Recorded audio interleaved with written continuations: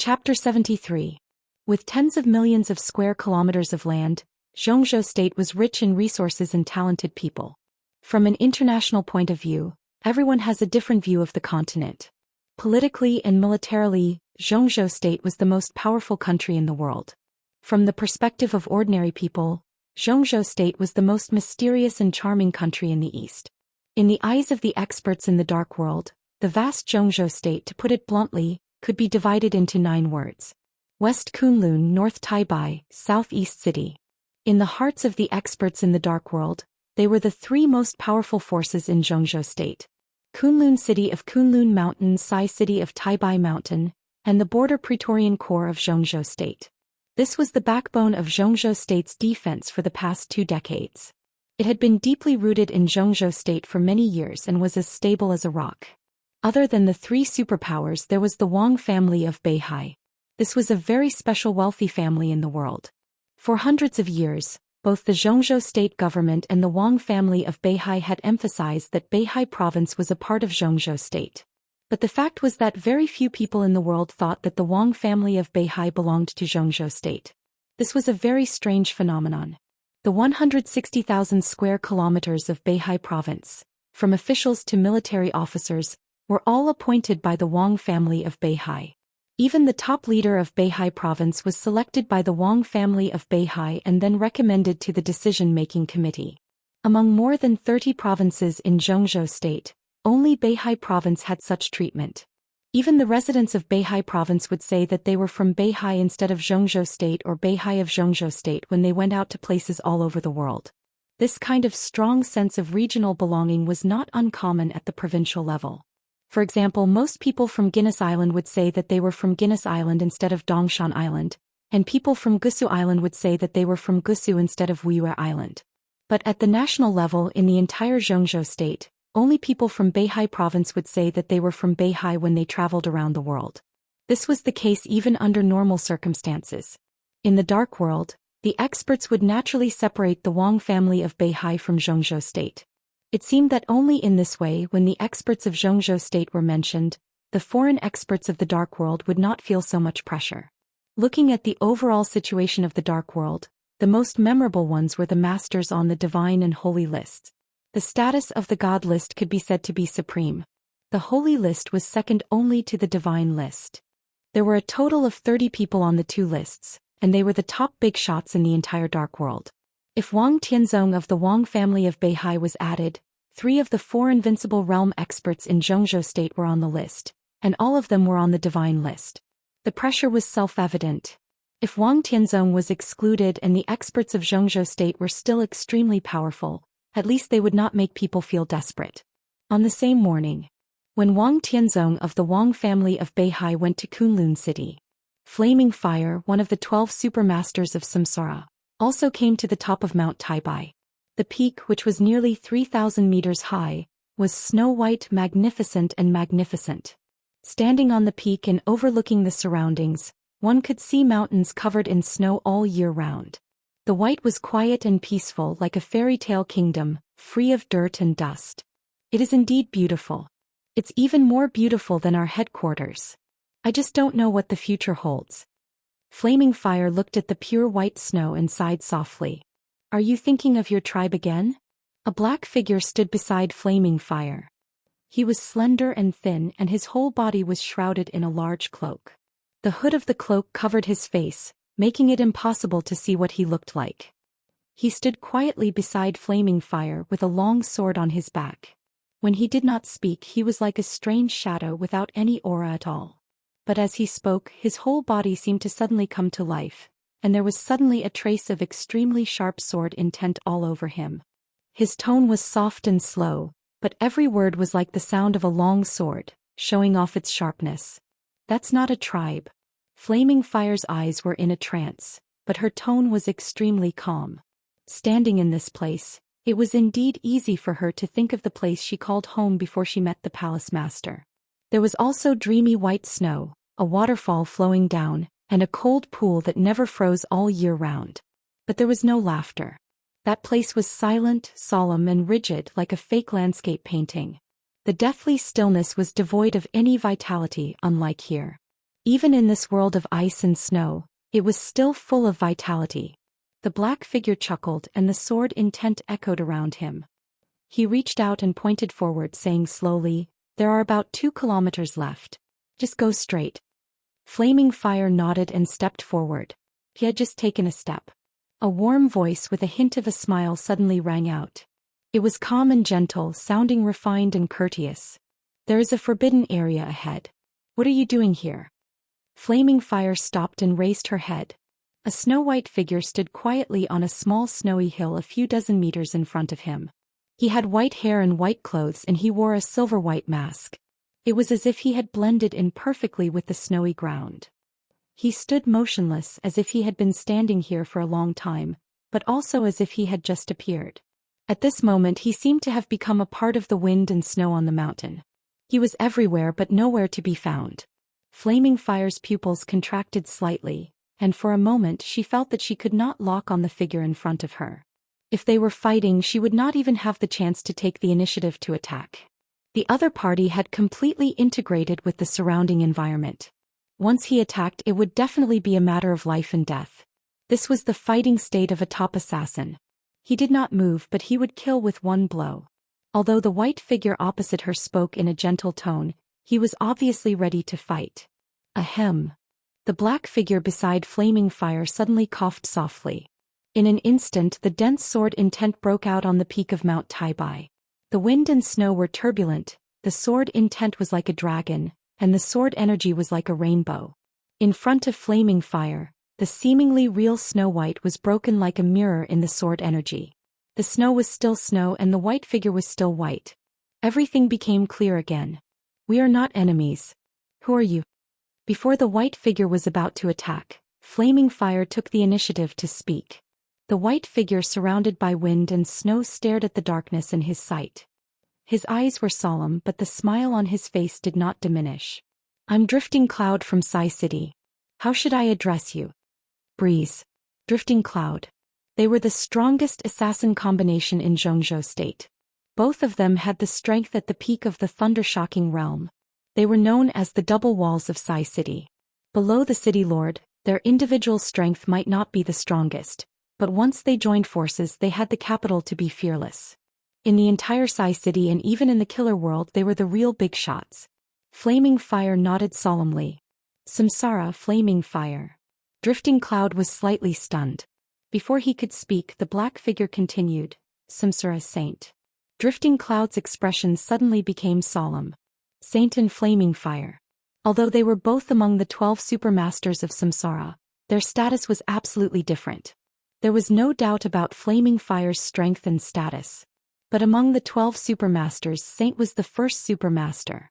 His mysteriousness was second only to the Palace Lord, and even his strength was the same. Since such a figure visited Sai City had to treat him with caution. Especially in the case that Sai City and Samsara Palace had no interaction before, the 2 supermasters of Samsara Palace suddenly came here. What was their purpose? "What can I do for you?" Drifting Cloud's expression was solemn, but there was doubt in his tone. "We have a letter and we hope to hand it to Her Highness Hidden God in person." Flaming Fire said straightforwardly. "A letter from Her Highness Palace Lord?" Drifting Cloud asked attentively, and his tone became more and more solemn. The master of Samsara Palace was a mysterious figure in the whole dark world.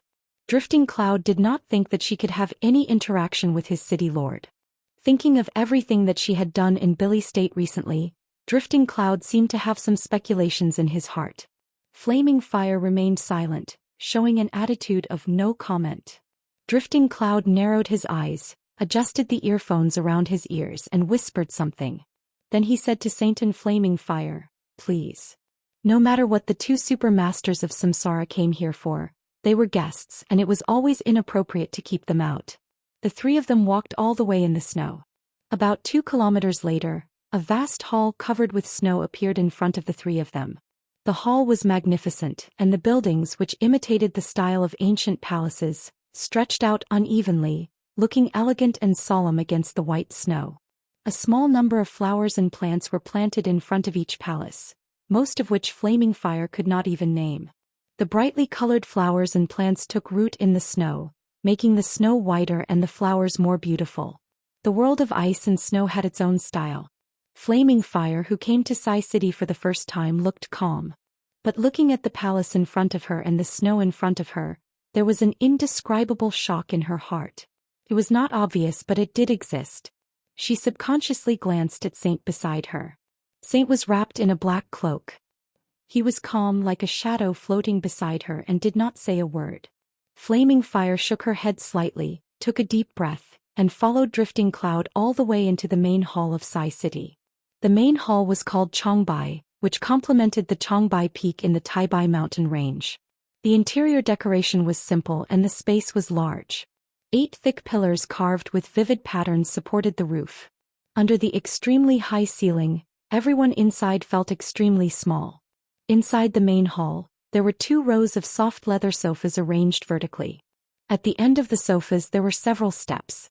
Above the steps, there was a long soft cushion which was obviously higher than the sofas below. A languid female figure leaned on the soft cushion behind, looking at Saint and Flaming Fire, who walked into the main hall with clear and indifferent eyes. Her figure was plump and soft and she wore a loose robe. A golden mask covered most of her face, revealing only her sharp chin and beautiful lips. The woman's clear and indifferent eyes flashed and she did not say a word. The sofas in the main hall were almost full of people. Roughly counting, there were about 30 of them. Each of them was dressed in snow white, with a mark of a golden mask embroidered on their chests. The mark was the size of a strawberry, shining magnificently in the soft light. Flaming Fire glanced around, keeping her composure. This was the Chongbai Parliament of Sai City in Taibai Mountain, as well as the decision-making body of Sai City. In Sai City, Situ Tsangyue, the governor, had the highest decision-making and leadership power. But most of the time she rarely took charge of things and even did not show up. Every day she just accompanied the ice and snow of Chongbai Peak and cultivated martial arts. In the case of Situ Tsangyue's silence, the 29 members of the Chongbai Parliament were responsible for the daily operation of Sai City. In Sai City, which had less than 1,000 people, the 29 members could be said to be the real core of Sai City. The assassins of Sai City, the patriarchs of several wealthy families in the north, and the leaders of the special warfare system were all gathered together, and they controlled the highest voice of the special warfare system in the 3 provinces in the northeast of Zhou State. Flaming Fire quietly looked at Situ Tsangyue on the soft couch. In that beautiful and lazy figure, she could only see endless confusion and loneliness. Among all the special warfare organizations in Zhou State, Sai City could be said to be the most aloof one. For many years, they had stayed on the top of Taibai Mountain and controlled the overall situation of the special warfare in the northeast of Zhou State. They did not expand, but they did not allow anyone to intervene. When something happened outside the northeast of Zhou State, Sai City never took the initiative. Only when the high-level officials of Zhou State made a clear request would they take action at once. After solving the problem, they did not ask for anything, but returned as soon as possible and continued to guard Taibai Mountain. As one of the special warfare giants of Zhou State, the style of the whole Sai City was eccentric. They had no goals, no direction and no desire, so that they were somewhat aloof from the government of Zhou State. It was precisely because Sai City's aloof and desireless state was in line with the interests of many people that the high-level officials of Zhou State decided to hand over Setting Sun, one of the 12 murderous weapons, to Sai City instead of Kunlun City. She was in the invincible realm, controlled Setting Sun, ranked on the divine list and owned Sai City. Situ Tsangyue, the hidden god of Zhou State, had too many things. But such a hidden god gave Flaming Fire the feeling that she was really at a loss, so much so that she did not know what to do. That was a very numb and even a little dull attitude towards life. She was passive and decadent, muddling along. Flaming Fire was puzzled, but she was still polite on the surface. She even bowed slightly and said calmly, "Greetings, Your Highness Hidden God. Why are you here, Supermaster?" Situ Tsangyue, dressed in white, leaned lazily on the soft couch high above the main hall. Her tone was indifferent. "Here's a letter for Your Highness to read." Flaming Fire reached into her arms and took out an envelope. Situ Tsangyue waved her hand slightly. The air in front of Flaming Fire fluctuated. The weightless envelope in her hand suddenly rushed directly to Situ Tsangyue's tender white hand like a meteor. Flaming Fire's expression did not change. She stood there and waited. On the soft couch, Situ Songyue had opened the envelope and pulled out a page. The paper was obviously torn from a notebook and it looked very irregular. There were only 11 words written on the pure white paper. The handwriting was delicate and elegant, and it was awe-inspiring. Desperate chase. 9 heavens bearing the wind. Li Tianlan. Situ Songyue's eyes flashed and she suddenly stood up. The paper in her hand turned into dust in an instant, fluttering in the air.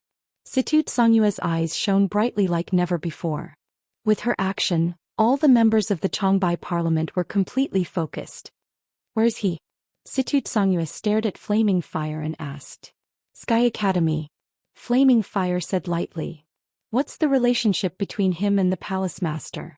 Is the palace master in Zhongzhou state now? Situ Songyue continued to ask. At this moment she seemed to have found her goal and direction. The powerful aura belonging to an invincible realm expert bloomed unscrupulously, grand and dazzling. The palace master is still in Billy state. My boss asked me to bring this letter to your highness.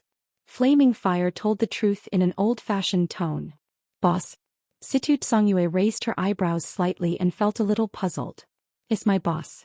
But this matter can represent the will of the palace master. I see.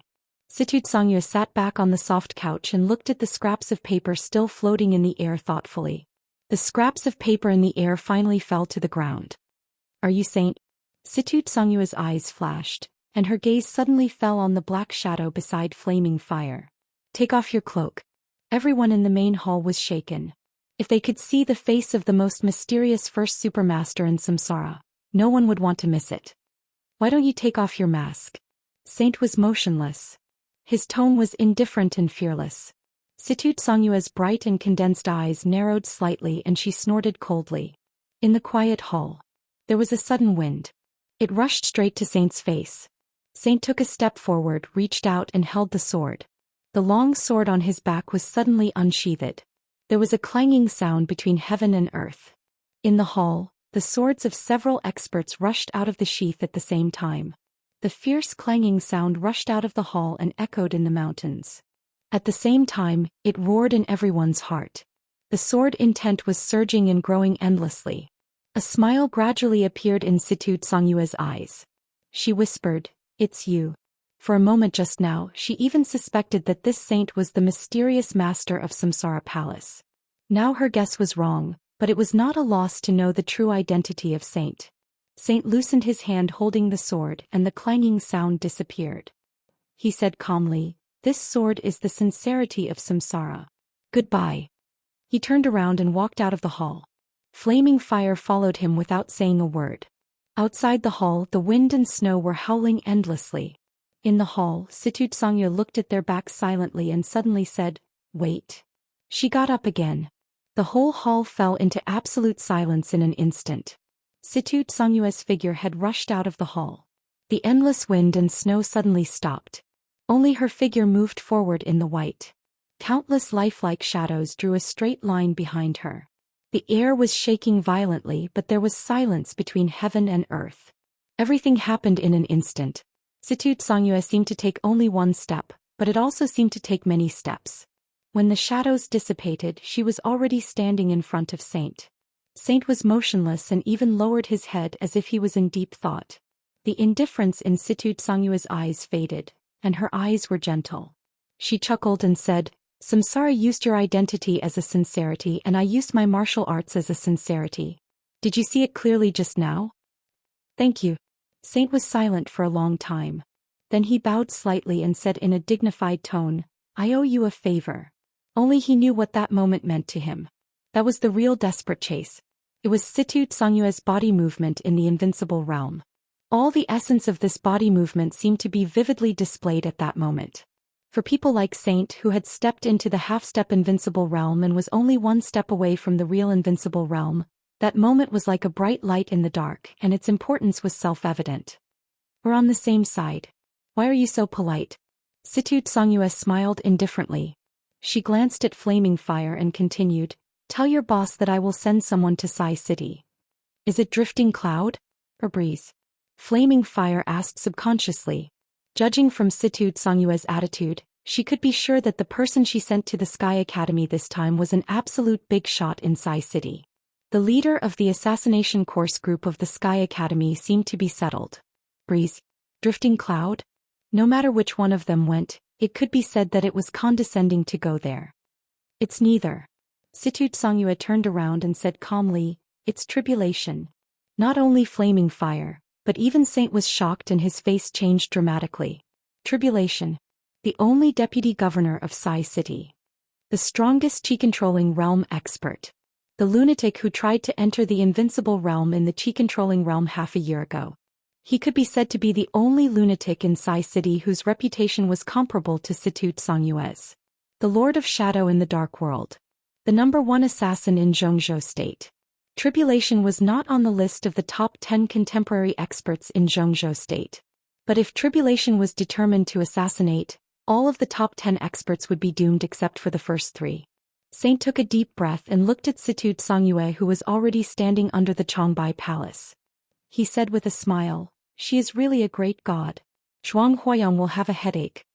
Under the Changbai Palace, Situ Songyue did not look at the two leaving figures. She just looked up at the plaque hanging high in front of the palace and was lost in thought. Many years ago, the traitor who made Zhou State suffer heavy losses and the man who made her life a success had personally inscribed 2 words on this plaque. Changbai. They knew each other until their hair turned white. But for many years the hidden god of Zhou State, who had been feared by countless people, had always been alone, unattached, and had no one to rely on. Situ Songyue looked up at the plaque.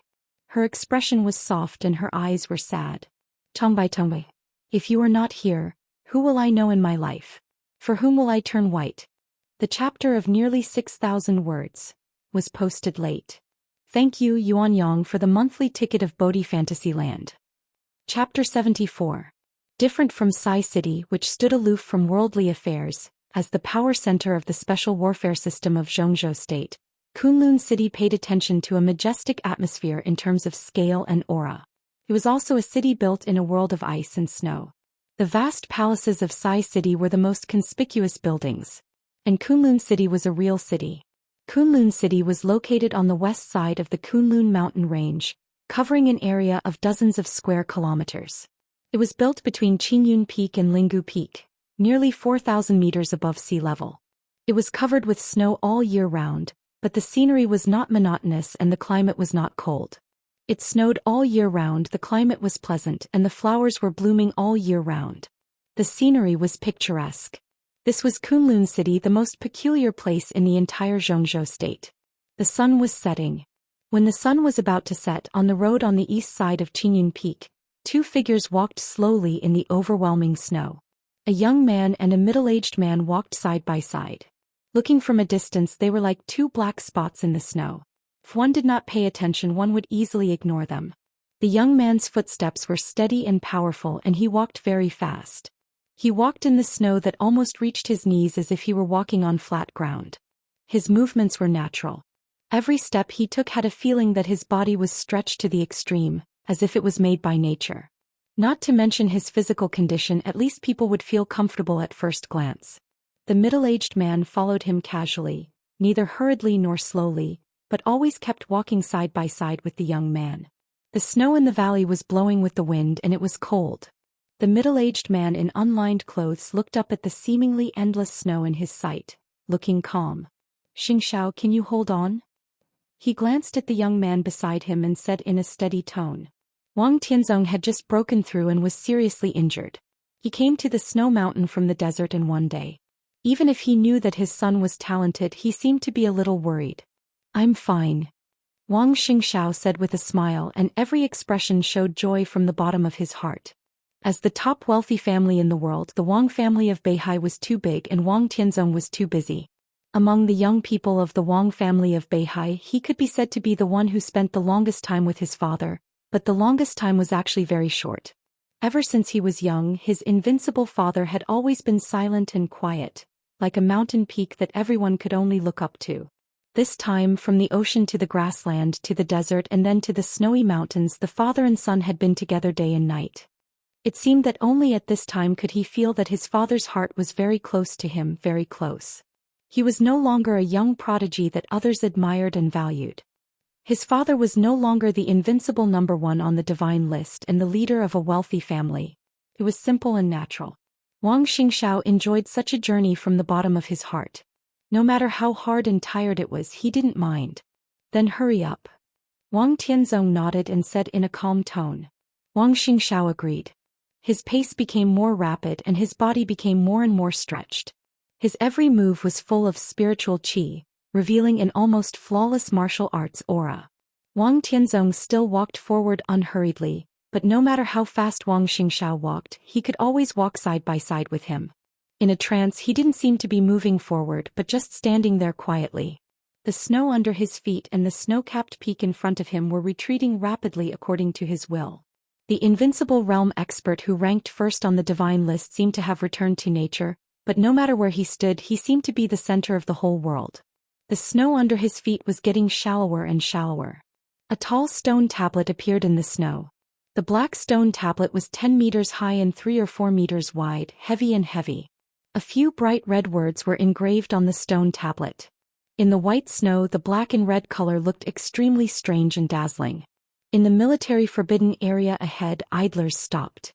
The handwriting was wild and sharp, and every stroke showed a kind of sharpness and elegance that seemed to be flying out. Wang Tianzong stood in front of the stone tablet, staring at the handwriting on it and said softly, "The military forbidden area." "Well, the military forbidden area." He shook his head, continued to move forward and said calmly, "It's an eyesore." Wang Xingxiao had already taken out the heavy and broad sword behind him. A dazzling electric light lingered in his blade. Wang Xingxiao held the sword and chopped down. The blade rubbed against the stone tablet and the flashing sparks flashed from top to bottom. Wang Xingxiao turned around and continued to move forward. There was a loud bang behind him. The stone tablet, which was 10 meters high, collapsed into countless pieces in an instant. Large pieces of stone flew and eventually sank into the snow. "Dad, are you sure that Kunlun City sent someone to attack Yuetong?" Wang Xingxiao, who had smashed the stone tablet, followed Wang Tianzong and asked softly. "I can only be sure that it was not done by Gu Xingyun." Gu Xingyun, the god of war of Zhongzhou State, the governor of Kunlun City, was also the top leader of the special warfare system of Zhongzhou State. Of course, he had heard about the attack on his sister in Huiting. If it was not done by Gu Xingyun, what did it have to do with Kunlun City? A good-for-nothing who can't even hang at the bottom of the holy list wants to rise to the top with a little cleverness. Idiot, it's ridiculous. Wang Tianzong twitched the corner of his mouth and said coldly, "Since they want me to come to Kunlun City so much, I'll come and have a look. If I don't follow their wishes, how can I catch their tail?" Wang Xingxiao was silent and thoughtful. He knew very well who couldn't hang at the bottom of the holy list. Gu Qianchuan, the first elder of Kunlun City. Wang Tianzong could say that he was a good-for-nothing, but he was not qualified to say anything. He was known as a young heavenly son and had entered the thunder-shocking realm, but any invincible realm master still needed to be looked up to by him. Gu Qianchuan. He frowned and muttered to himself. In general, Kunlun City was generally harmonious. But according to his father, it seemed that Gu Qianchuan united with outsiders to seize power, and the attack on Yuetong was just one of the steps. When did the fight inside Kunlun City become so fierce? Wang Xingxiao couldn't believe it. Gu Xingyun was so powerful that it was almost impossible for him to control the situation in Kunlun City.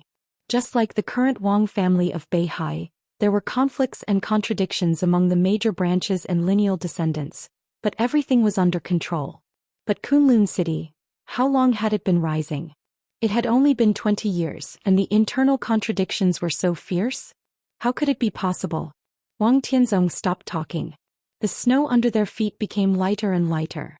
They could even see some plants and flowers, which were delicate and lovable against the white snow. "Is this close to the dragon vein?" Wang Xingxiao whispered. Kunlun City was windy and snowy all the year round, but the flowers were blooming and the city was as warm as spring. All of this was because of the dragon vein under Kunlun City. Wang Xingxiao had heard some rumors. It was said that the dragon vein would move on its own, but the time and direction of movement were uncertain. The dragon vein of Kunlun City had existed as early as 50 years ago. What was more rare was that there were 2 rare earth veins where the dragon vein was located. It was the pattern of 2 dragons playing with a pearl. Because of this, the dragon vein stayed here for a longer time. But under normal circumstances, the dragon vein should have moved to another place 15 years ago, but it was locked here by Xianxia, the eccentric of Taoism. This lock lasted for 20 years, and it was also the beginning of Xianxia's fame. Since then, people really regarded him as a metaphysics grandmaster who was as famous as Great Master Wu. The flowers were blooming here and the temperature was gradually rising. It could be seen that they were not far from the Dragon Vein and Kunlun City. It's in front. Wang Tianzong's face was calm, but his tone was a little complicated. He whispered, "When I was a child I learned swordsmanship here. There was no Kunlun City at that time. It was just a few thatched cottages. Things remain the same but people have changed." He laughed at himself and whispered again, "Things remain the same but people have changed." Wang Xingxiao was silent. When his father was a child, at that time, there was no Kunlun City in Zhou State. There was only the War God family and the Li family. People said that where the Li family was, there must be a dragon vein. But in fact where the dragon vein was, there must be a Li family. It was self-evident who his father had learned swordsmanship from. Go. Wang Tianzong continued to move forward and looked up. Through the howling wind and snow. At the end of his sight, the outline of a city had gradually become clear from blurred. The setting sun on the horizon was trying its best to burn the last of its afterglow. The sky that was vaguely covered by the snow-capped peaks was a fiery red. The brilliant light sprinkled on the snow-capped ground, giving off an orange-yellow color. In his line of sight, the blizzard city between the two snow-capped peaks seemed to be glowing, revealing a kind of grand magnificence and majesty. The temperature in Wang Xingxiao's eyes gradually decreased, and he slightly sped up his pace. The retro city walls and city towers were getting closer and closer. Wang Xingxiao could even see the two teams of soldiers standing outside the city gate who were in charge of guarding. The soldiers were lined up neatly with serious and indifferent faces and loaded guns. They were guarding the city in the icy and snowy environment. Such a military appearance could be said to have high morale. Wang Xingxiao gently moved his body, and the snowflakes and dampness all over his body disappeared in an instant. Stop. At the city gate, some soldiers finally noticed the two travelers, who were walking in the wind and snow. Everyone's body tightened almost instinctively, and the guns in their hands were slightly tightened. Although the muzzles were not pointed at Wang Tianzong and Wang Xingxiao, the solemn killing intent had begun to brew. "What are you doing? This is Kunlun City. It's the forbidden area of Zhou State. Don't you see the stone tablet?" The two teams of soldiers rushed over neatly, and a captain with the rank of captain shouted angrily, "Your stone tablet is of poor quality and I broke it." Wang Tianzong glanced at him and said in a cold tone, "How dare you?" The captain sneered, but before he went on he saw Wang Tianzong's eyes sweep over. His eyes were not so fierce or domineering but ordinary. But under this glance the captain suddenly lost all his courage. He opened his mouth but could not make any sound for a while. "Who the hell are you?" The captain's heart beat wildly for no reason. He took a deep breath and asked in a deep voice. Wang Tianzong did not speak, but looked up at the city tower above the city gate silently. Wang Xingxiao, who was carrying a huge sword, also said nothing. In the wind and snow outside the city gate, the atmosphere suddenly became oppressive and cold. "You can't enter the city." A drop of cold sweat flowed down the captain's forehead. He was loyal to his duty. Although his voice was dry, he still insisted to say, "If you want to enter the city, I have to report." "I won't enter the city." Wang Tianzong finally said slowly, "This so-called city is too small. I just come to have a look and let you have a look by the way." "Look at what?" The captain was stunned and said subconsciously, "Look at the sword." Wang Tianzong said softly. With his voice, the sky above the entire Kunlun city suddenly twisted violently. The sword intent, which was so grand that it almost filled the whole world, gathered. The afterglow of the setting sun was still dim. But the sky above Kunlun City had changed. At this moment, almost everyone in Kunlun City went out of their homes and looked up at the sky. The temperature outside the city was dropping rapidly. In everyone's horrified eyes, a huge sword with a length of thousands of meters and a width of hundreds of meters had been completely formed. The sky above the city was still changing. The air was compressed. The incredible sword, which was almost beyond everyone's imagination, became more and more solid, like ice crystals. The huge sword crossed the sky and turned slightly. The sword energy was in Zhou. The wind and clouds surged and the whole city seemed to be shaking slightly. Gu Qianchuan, come out to see me. Wang Tianzong spoke slowly, but his voice shook the sky. His calm and cold voice rang in the ears of everyone in Kunlun City. Everyone's heart was filled with despair. Stop! A frightened shout rang out. A skinny figure dashed out of the city gate at lightning speed. Wang Tianzong glanced at him expressionless. When the skinny figure rushed out of the city gate saw Wang Tianzong, his expression changed wildly. His original anger had completely disappeared, leaving only fear. His voice trembled and was almost out of shape, but he still persisted and asked, Your Majesty, what does this mean? Your Majesty. In the Dark World, every invincible realm expert could be called His Highness, which was people's respect for invincible realm experts. But the word Your Majesty was unique. It only belonged to the Wang family of Beihai and the Sword Emperor of Zhongzhou State. How dare you talk to me?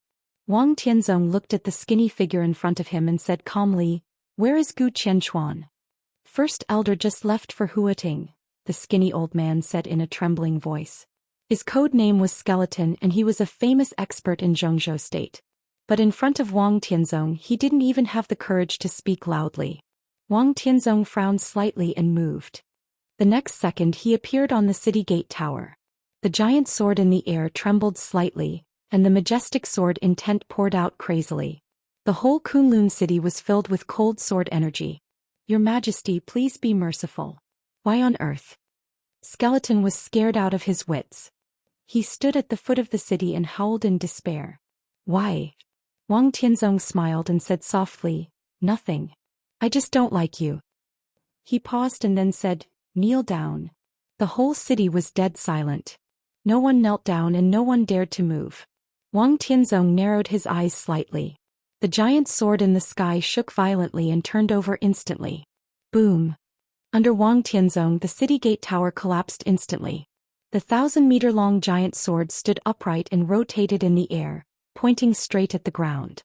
Wang Tianzong's body was suspended in the air, expressionless, like a god ruling the world. The skeleton's face was full of fear. He bent his waist, bent his knees and unconsciously knelt on the ground. His face was blood red but his knees did not move. He lowered his head and said, Your Majesty, please forgive me. As he knelt down, all the soldiers in front of the city gate finally knelt down. Then it was in the city. One after another. On this day, under the Sword Emperor's giant sword, the whole Kunlun city knelt down. None of the tens of thousands of elites in the city had pride. Wang Tianzong stood in the air and looked at the people of Kunlun City kneeling all over the city. He narrowed his eyes and whispered to himself, This is the posture you should have. His figure flashed and the next second he had carried Wang Xingxiao away. In the wind and snow the figures of the father and son were getting smaller and finally became two black spots. The wind and snow filled Kunlun City. After a long time the first skeleton who knelt down finally raised his head. At the same time, the 1,000-meter-long giant sword that had not dissipated above fell straight down. No. Skeleton's eyes turned red in an instant. Boom. The condensed giant sword fell to the ground in an instant, and the whole city shook violently. The city wall, the city gate and countless buildings cracked and collapsed one after another like a landslide in the sky falling. One sword destroyed the city. Chapter 75. Old Master Dongqing asked Li Tianlong to live in Dongqing Rushi's place, but in fact it was Dongqing Wudi's. The Dongqing clan, which occupied the mountain as the king, was extraordinary. But in fact there were only 6 villas on the big mountain. To put it bluntly, there were 6 families. These 6 families supported the most important branches of the Dongqing clan. No matter from which angle, there was a kind of prosperity like a towering tree unattainable. Dongqing Wudi's villa was close to the top of the mountain. In terms of height, it was second only to Old Master Dongqing's main villa, and the size was basically the same. Li Tianlong didn't feel anything at first, but when Dongqing Qiuqi took him into a very large bedroom on the 3rd floor and smelled the fresh and elegant fragrance inside, he finally felt something was wrong. Sure enough, Dongqing Qiuqi told him clearly that this was Dongqing Rushi's bedroom and that it was the old master's idea. Li Tianlan was really in a dilemma. At the same time, he couldn't figure out why the old master was so anxious. Looking at his posture, it seemed that he couldn't wait to put Dongqing Rushi in his bed immediately. He was so anxious that Li Tianlan even felt a little absurd. If the Li family was still at its peak, Li Tianlan could understand what the Dongqing clan did, even though it was beneath their dignity. After all, with the status of the Li family at that time, many rich and powerful families would like to be tied to the Li family and use their granddaughters as bargaining chips. Many people would do such a thing. But now it was different. The Li family had long been in decline. Although Li Tianlan had entered the secular world, in the face of the extremely complicated situation in Zhou state, no one dared to say that the Li family had a chance to rise. No one was even sure whether Li Tianlan could grow up.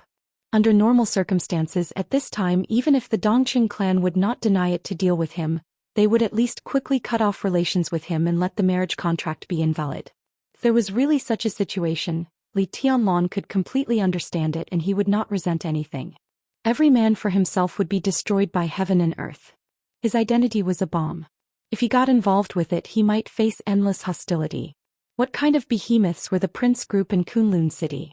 How deep-rooted was the Wang family of Beihai? Even if these were not mentioned, which of the family members of the 120,000 soldiers who were wiped out at the border with their father's treason did not hate the Li family to the bone? Now that so many years had passed, no one could be sure where some of the outstanding family members were. Once his identity was exposed, there would be countless opponents in the open and in the dark. No matter how strong the Dongqing clan was, they could not cope with it and even risked being completely torn apart by the general trend. Their refusal to acknowledge the engagement was, at best, a means of self-protection. It had nothing to do with being noble or despicable. Li Tianlan was too lazy to resent anything. He had long been ready to give up the engagement. But when he came to the Dongqing clan, everything was King wrong. Not only did the Dongqing clan not intend to break the engagement, but they also couldn't wait for him to marry Dongqing Rushi. The old master's attitude was simply impatient. He directly sent him to Dongqing Rushi's bedroom. Li Tianlan felt helpless but also a little lucky. Fortunately, Dongqing Rushi retreated in advance. Otherwise, the old master would really make an absurd move of letting him sleep with Dongqing Rushi tonight. He had just tasted Qin Weibai, and it was time for him to taste the relationship between a man and a woman. At that time, if he really slept with Dongqing Rushi, it was really hard to say whether Li Tianlan could control himself. Li Tianlan instinctively wanted to change the room but was refused. After Dongqing Qiuqi left, he hesitated and sat on the bed. After calling Qin Weibai, he was in a daze silently. A woman's boudoir should be the type of fresh, romantic or lovely, but what Li Tianlan could feel here was only coldness and gloom. The light gray walls were full of cold metal texture. The furnishings in the room were simple and monotonous. The bed was big, soft and comfortable, but from the bedsheet to the bedside table, it was all black without any pattern, looking old-fashioned and solemn. In front of the window was a simple and generous desk, also in a cold color. Several books were placed neatly on the desk. Only a photo frame on the desk could give people a little warm feeling. Seemed to be a family photo many years ago. Dongqing Wudi was holding two very young daughters, smiling freely. A young woman who looked very kind to Li Tianlan put her arms around Dongqing Wudi's neck from the side, looking very happy. Li Tianlan silently looked at the family photo, his body slowly lying on the bed, his expression calm. The elegant fragrance slowly floated into Li Tianlan's nostrils, filling his sense of smell. Different from Qin Weibai's natural richness and different from Wang Yuetong's fragrance and freshness, it was a very elegant and quiet smell, leaving a deep impression. Li Tianlan closed his eyes. He was a little sleepy but he couldn't fall asleep for a while. His mind was full of the Dongqing clan.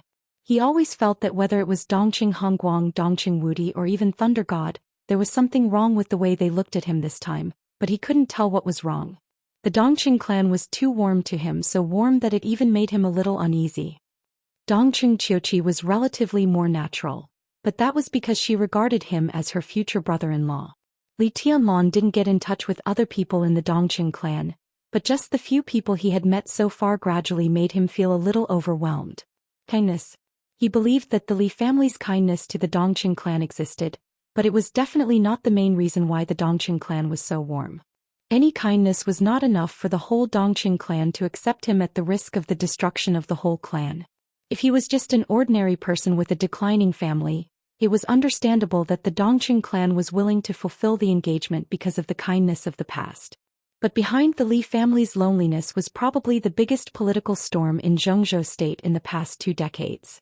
If he was with Dongqing Rushi, once his identity was exposed, the whole Dongqing clan would become the first target of countless people. Dongqing Hongguang knew this, but even so he insisted on marrying his granddaughter to him. With such a resolute attitude, if it was only because of the kindness of the past and the engagement, Li Tianlan would believe it even if he was a fool. What was the purpose behind the series of actions of the Dongqing clan? What value did he have that he hadn't discovered yet? The Dongqing clan, which was unbelievably enthusiastic, was it an enemy or a friend? Li Tianlan's imagination ran wild and he finally fell asleep in a daze. After an unknown period of time, there was a gentle knock on the door, and Dongqing Qiuqi's gentle voice sounded outside the door. Tianlan, are you awake? Instead of relaxing because of the enthusiasm of the Dongqing clan, Li Tianlan, who was more vigilant, immediately sat up and answered.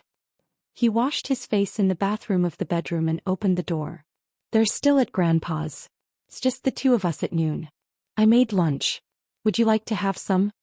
Dongqing Qiuqi stood at the door and said softly with a smile. Li Tianlan nodded and said casually, Sister Qiuqi, do you live here too? I just moved out last year and now I live with my wife on this mountain.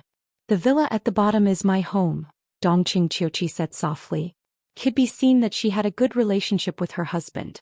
When she mentioned her husband, she smiled sweetly. What does brother-in-law do? A soldier?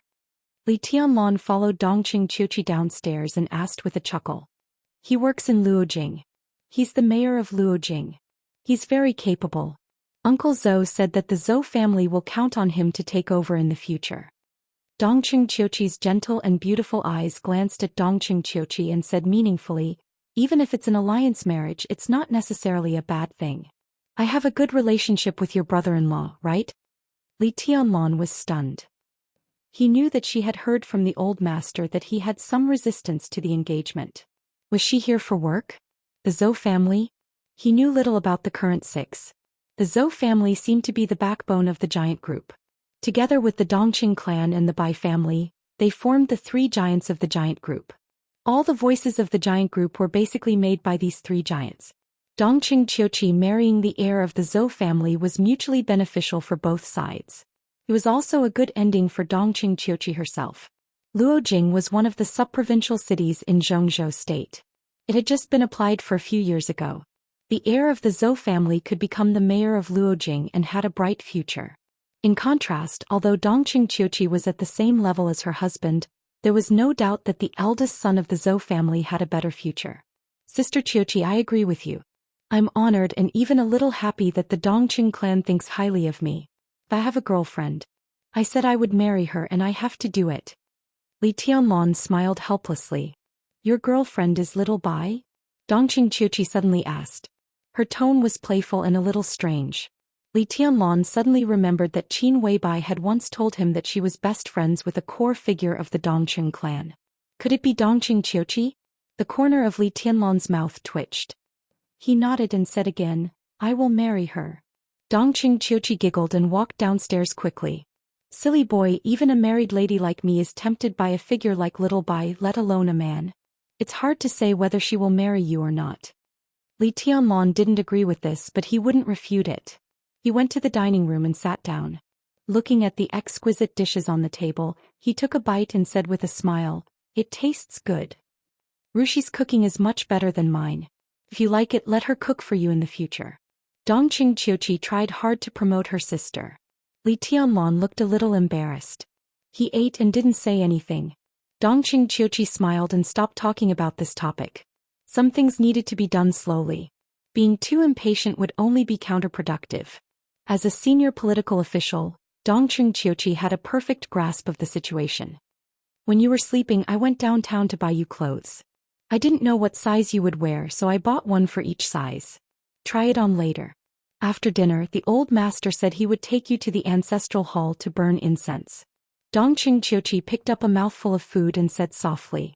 Li Tianlan subconsciously looked at his clothes. He went out in a hurry almost as soon as he got off Qin Weibai's body last night. As a result, Dongqing Wudi was even more anxious than him. He didn't even give him time to change clothes and directly took him to the Dongqing clan. After traveling thousands of miles, he was still in the moon-white silk pajamas. Li Tianlan didn't realize anything before. Now looking at his clothes again, he suddenly felt like a fool. Thank you. He rubbed his nose and didn't refuse. Not everyone had the courage to parade around in his pajamas. Dongqing Qiuqi smiled and didn't speak. Li Tianlan silently lowered his head to eat, but he was thinking about Dongqing Qiuqi's words. The old master would take him to the ancestral hall to burn incense? It seemed that he was really determined to pull him into the Dongqing clan. He frowned slightly.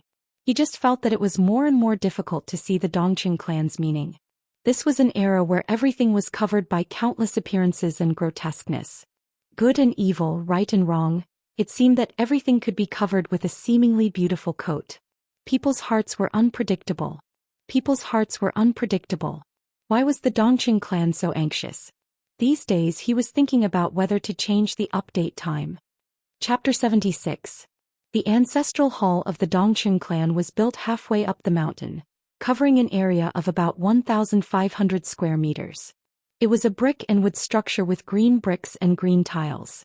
The 4 words Dongqing Ancestral Hall were engraved on the top of the archway from right to left. The scarlet ink stained the words, which didn't look sad, but had a kind of heroic beauty. A stone drum was placed on the left and right sides of the gate. Every detail of the entire ancestral hall showed a clear sense of simplicity and solemnity. Li Tianlan really didn't want to come before he completely figured out the purpose of the Dongqing clan. But no matter how he thought about it, he couldn't think of a suitable reason to refuse.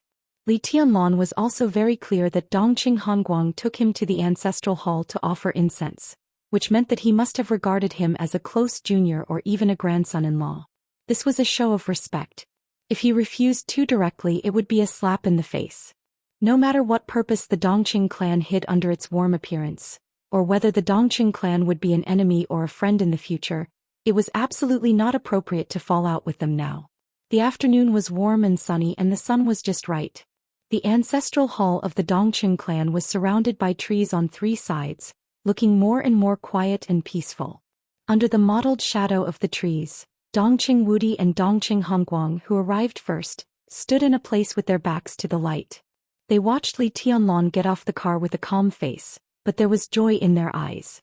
Old master. Li Tianlan took the initiative to walk over and greet him. Then he looked at Dongqing Wudi and nodded. Marshal. Dongqing Wudi nodded with a smile and didn't say anything. The marshal of Xianxia state was majestic and cold most of the time, full of killing intent. Only in front of his family would he take off his mask. At present, it seemed that Li Tianlan was the first person to be treated specially. Dongqing Hanguang frowned, glanced at Li Tianlan and scolded with a smile. Brat, is it so difficult for you to call me grandpa? Even if my relationship with your grandpa is not as good as his relationship with several sacred guards around him, we are friends of life and death. If you don't call me grandpa now, won't you still have to call me grandpa in the future when you marry Rushi?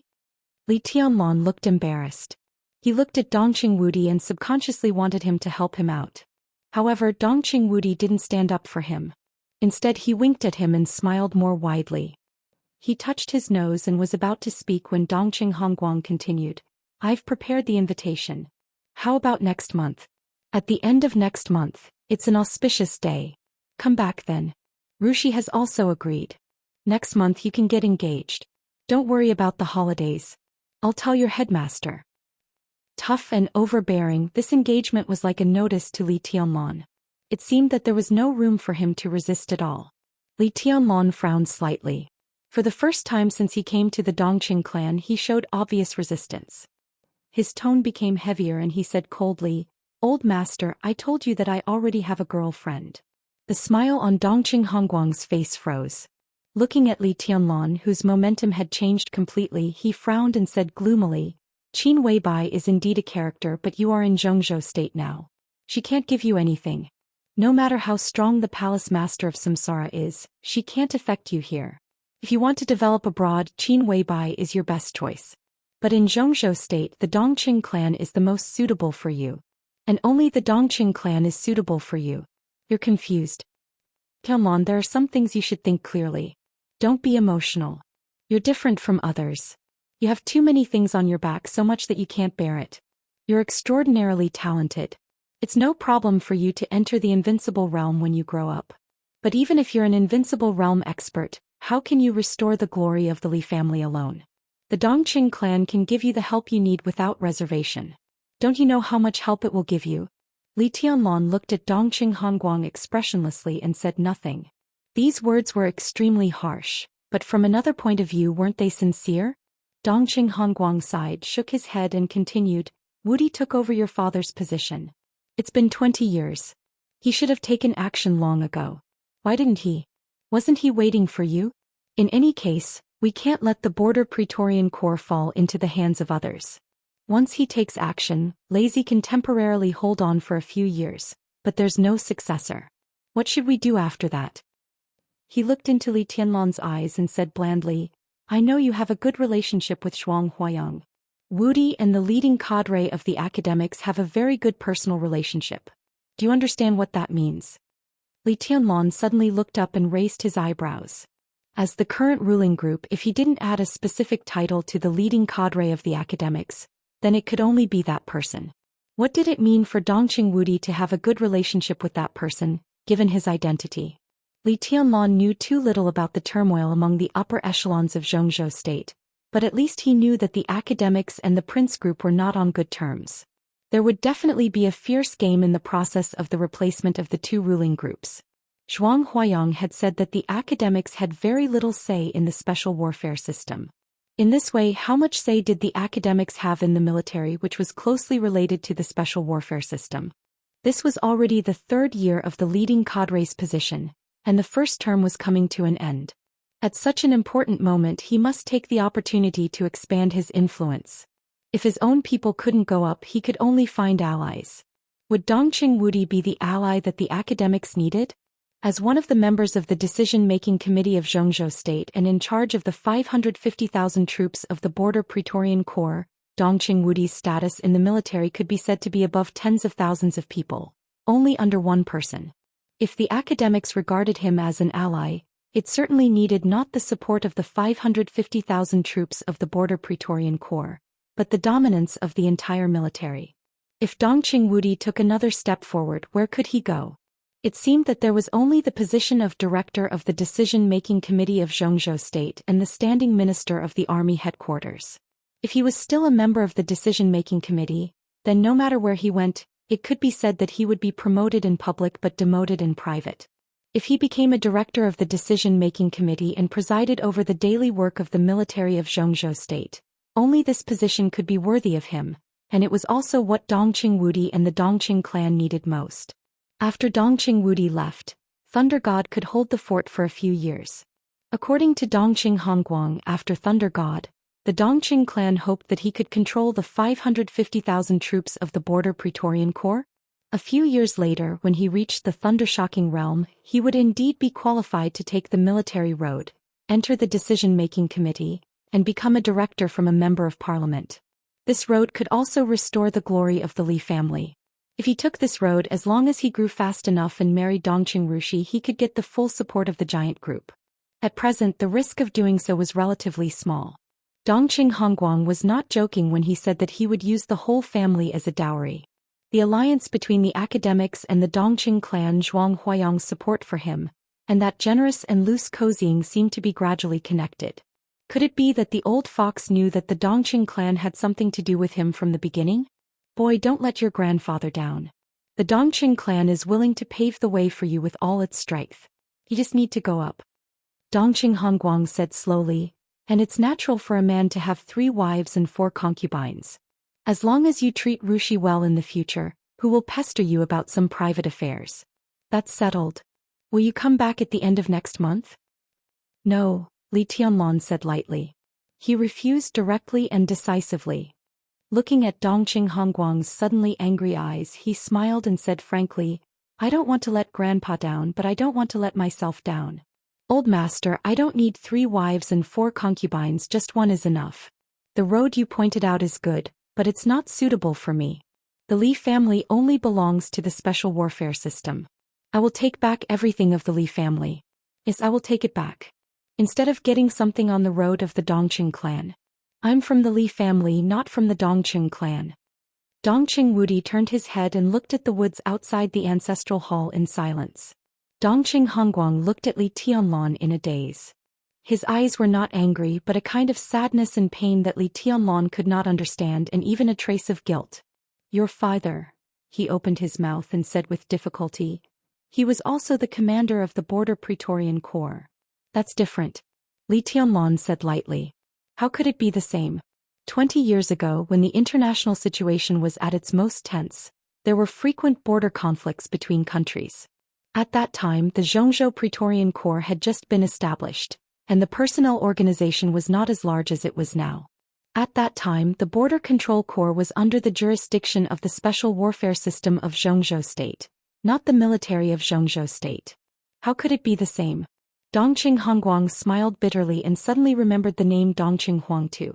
If there was no accident, Li Tianlan also knew the name from Qin Weibai. Qin Weibai. Qin Weibai. What kind of magic potion did that woman give you? Tianlan, you'd better stay away from her. Dongqing Hongguang took a deep breath and said sincerely. Li Tianlan's face suddenly turned cold and he said coldly, You don't have to worry about it, old master. Well, Dad, let's go in first. Time's up. Dongqing Wudi saw that the atmosphere was about to freeze and had to stand up to smooth things over. He sighed inwardly. The old master's mentality was completely different from Tianlan's now. The last sentence should not have been said at this time. Dongqing Hongguang came to his senses a little and said, Where's your little uncle? Hasn't he come yet? There were 5 brothers in the old master's generation. However, in the past years, 3 of them had died on the battlefield. Today only he and the youngest Dongqing Hanjian were left. Dongqing Hanjian also lived on the mountain not far away, but for some reason he hadn't shown up yet. I'll call little uncle. Dad, take Tianlan and Qiuqian first. Dongqing Wudi said and took out his mobile phone. Dongqing Hongguang nodded and walked directly into the ancestral hall with Li Tianlan and Dongqing Qiuqi. The ancestral hall in Dongqing City was divided into 3 sections. The space was huge. The first section was the stage, and on the left and right sides were wing rooms and wineries. It was an original ancient building. Walking in here, it was like walking into another era. The second section was the main hall. On weekdays, all the important meetings of the Dongqing clan were held here. The third section was the forbidden area of the Dongqing clan. Inside there were all the spirit tablets of the deceased of the Dongqing clan. It was an independent courtyard, occupying almost a third of the ancestral hall. Dongqing Hongguang took the lead and walked into the courtyard of the third section. The spacious courtyard was quiet. The interior space was large, but it didn't seem spacious. Instead, it seemed a little crowded. Stone tablets appeared in front of Li Tianlan one after another, like a stone forest. Each stone tablet was densely engraved with small characters. A large number of stone tablets were arranged together, which was an indescribable shock. Li Tianlan subconsciously held his breath and began to read from the first stone tablet. One after another. The contents on the stone tablets were the same but not exactly the same. Each stone tablet was engraved with the life stories of the deceased of the Dongqing clan. The courtyard became quieter and quieter. All the noise seemed to have disappeared. Li Tianlan walked silently and looked at the stone tablets one after another. Understanding these stone tablets was almost equivalent to understanding the 7th generation of the Dongqing clan, which had been passed down to Dongqing Wudi's generation. For hundreds of years, this was the core and soul of the Dongqing clan. It had always been. 37 stone tablets. 37 people's lives. 31 people died in battle and 6 people died of old age. Li Tianlan's face was flushed and he only felt excited. Standing here, he felt like standing in front of the large cemetery behind the border camp. But this time, there was no resentment in Li Tianlan's heart, only glory. This was the glory and sorrow of the entire Dongqing clan. This was a crazy family, a glorious and cold-blooded family. A family that regarded killing as glory. Each stone tablet was engraved with 2 sentences, one in front and the other in the back, neat and uniform stroke by stroke. Don't step back even if it's warm. Don't look back even if you miss it. On the indomitable road, in addition to the bodies of the losers, there are also the songs of the winners. We died for a good reason. Was this the motto of the entire Dongqing clan? Li Tianlan wanted to laugh, but his heart was unprecedentedly excited and heroic. The stone tablets in front of him were neat, like a forest of heroic souls. Behind these stone tablets was the Dongqing clan's unswerving determination to kill and the unperturbed death that had been passed down for hundreds of years. We died for a good reason. We died for a good reason. Li Tianlan clenched his fists subconsciously, and there was an emotion that almost made him look up to the sky and roar in his heart. He took a deep breath and bowed deeply to the stone forest in front of him, just for the dozens of cold-blooded and warm-blooded heroes of the Dongqing clan. This is the Dongqing clan. Tianlan, as long as you are willing, such a clan is willing to spare no effort to help you in the next few decades. If you ask for anything, we will grant it. Dongqing Hongguang's voice sounded in front of Li Tianlan, sonorous and powerful. Help me. Li Tianlan straightened up and looked at Dongqing Hongguang. Dongqing Hongguang looked at him without flinching, with all kinds of emotions flashing in his eyes, extremely complicated. Li Tianlan subconsciously turned his head to avoid the old man's eyes and whispered, "Why? Old master, I'm not that noble, not to mention the friendship between the Dongqing clan and the Li family. If it's just because of friendship, if it were me, I wouldn't risk the destruction of the whole clan to pay for it. I can't do it, so I don't think others can do it," he said indifferently. "So what on earth do you want for the Dongqing clan to help me like this?" "A child." Dongqing Hongguang said calmly. "You and Rushi are engaged. I want a child of you and Rushi. It's as simple as that. Nothing else." "Yes, but I can't say." "Oh, then I can't believe it." Li Tianlan laughed at himself and said slowly, "And what you want, I can't give it to you." He looked at the stone tablet in front of him, stepped forward and whispered, "Old master, after offering incense, I'm going back to Huating. My girlfriend is still waiting for me. I miss her very much." "I'll go with you." Dongqing Hongguang nodded and said. Li Tianlan stopped and suddenly looked back, his eyes as sharp as a knife. Dongqing Hongguang was still calm and said with a chuckle, "Don't be nervous, I just want to talk to her. By the way, I need Boss Qin to solve some problems for me. There are 5 free tickets every day and they're all free. Brothers, don't forget to vote. Thank you. Thank you. How about changing the update time to 2:30 p.m. and 8:30 p.m? Chapter 77. Got the notice. Special Warfare will be on the shelves next Monday. I want to inform you in advance. 6,000 words. Today it will be 10,000 words again. At 9 o'clock in the evening, the helicopter of the Dongqing clan landed on the open space of the Yonghua Villa in Huating again. Li Tianlan, who had stayed in Zhongyuan province for less than a day, returned here. He was still accompanied by Dongqing Wudi and Thunder God, but Dongqing Hongguang and Dongqing Qiuqi, 2 important figures of the Dongqing clan. Dongqing Qiuqi was the mayor of Wudong New District in Huating.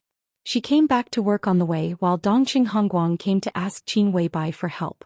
Li Tianlan didn't say anything on the surface, but he had some guesses in his heart. The so-called help was mostly because of the name Dongqing Huangtu, which made him uneasy subconsciously.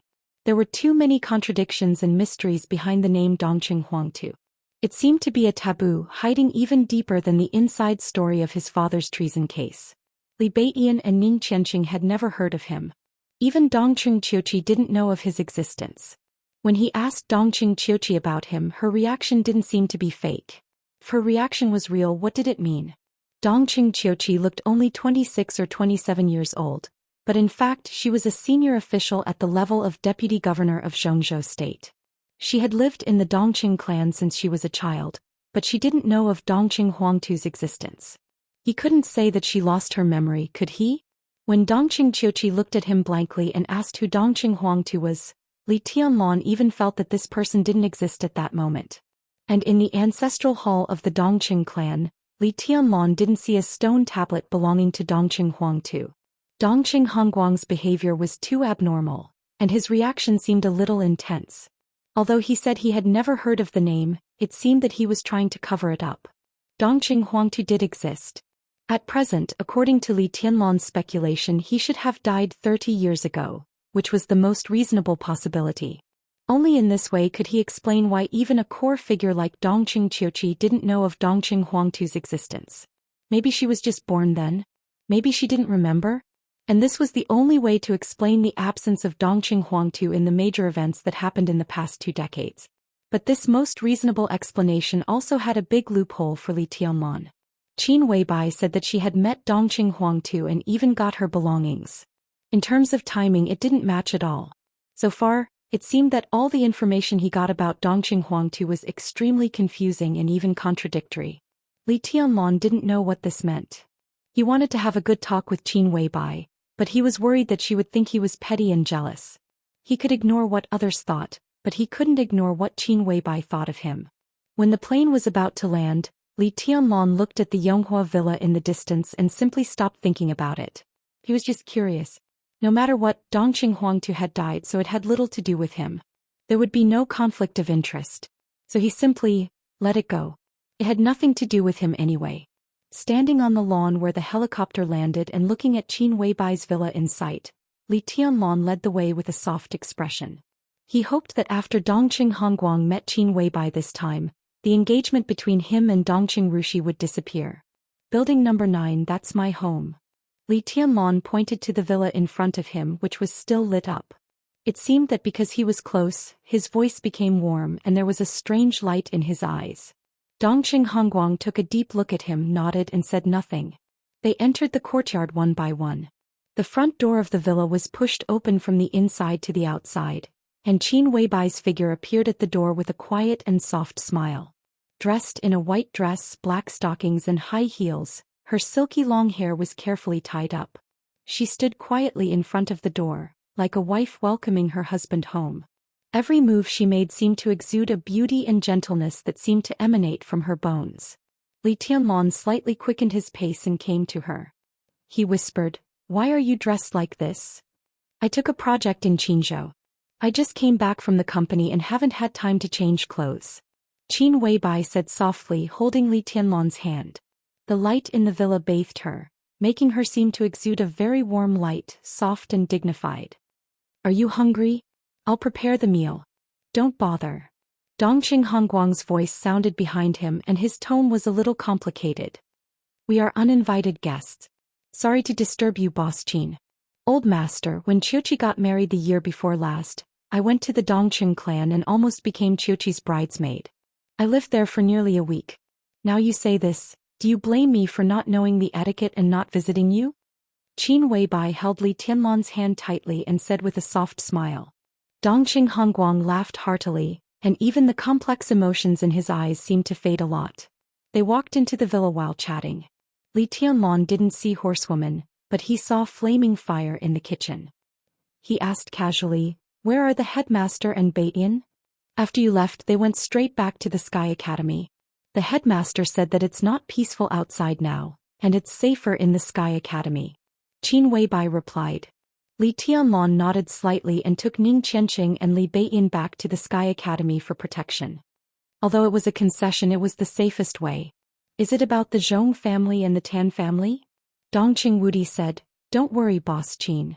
After leaving Huating, I'll go to Yuzhou and then return to the border. Zhongzhou State will give you an explanation.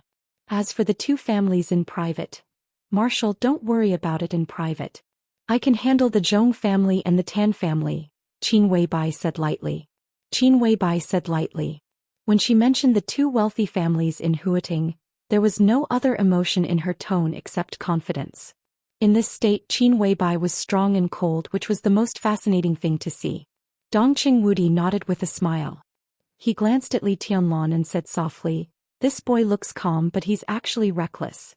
Tianlan, have you ever thought about what will happen to you if the Sky Academy doesn't care about you and it's inconvenient for Boss Qin to take action after you crippled Zhong Xiaofeng?"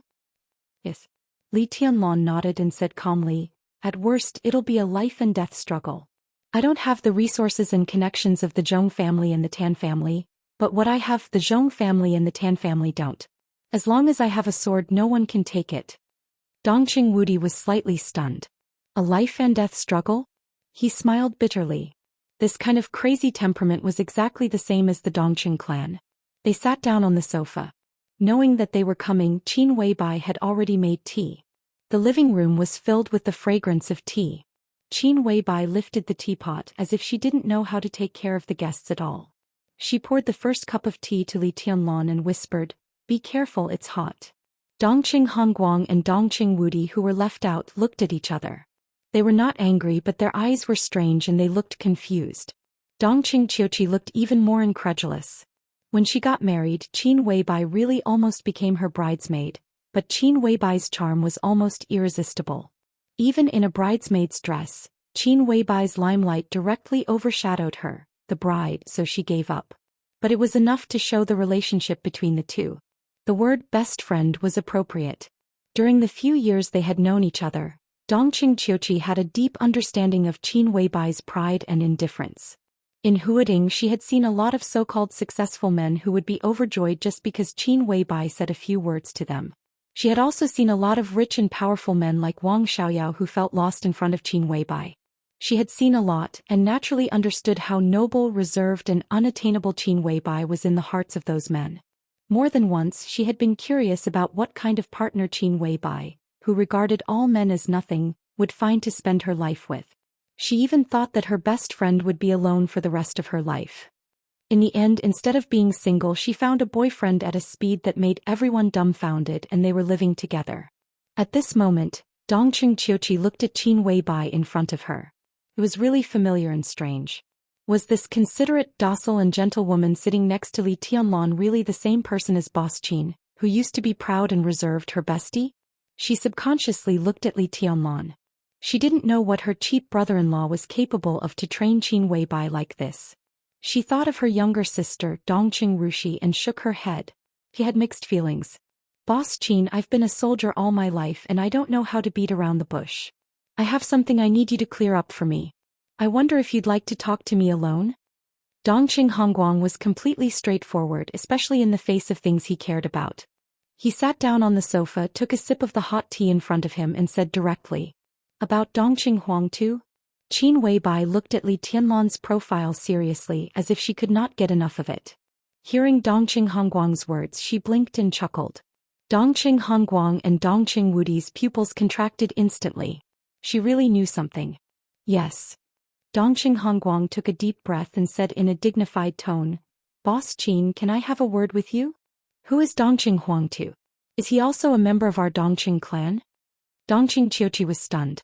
She first glanced at Li Tianlan, and then looked at Dongqing Wudi and asked in a doubtful tone, "Qiuqi."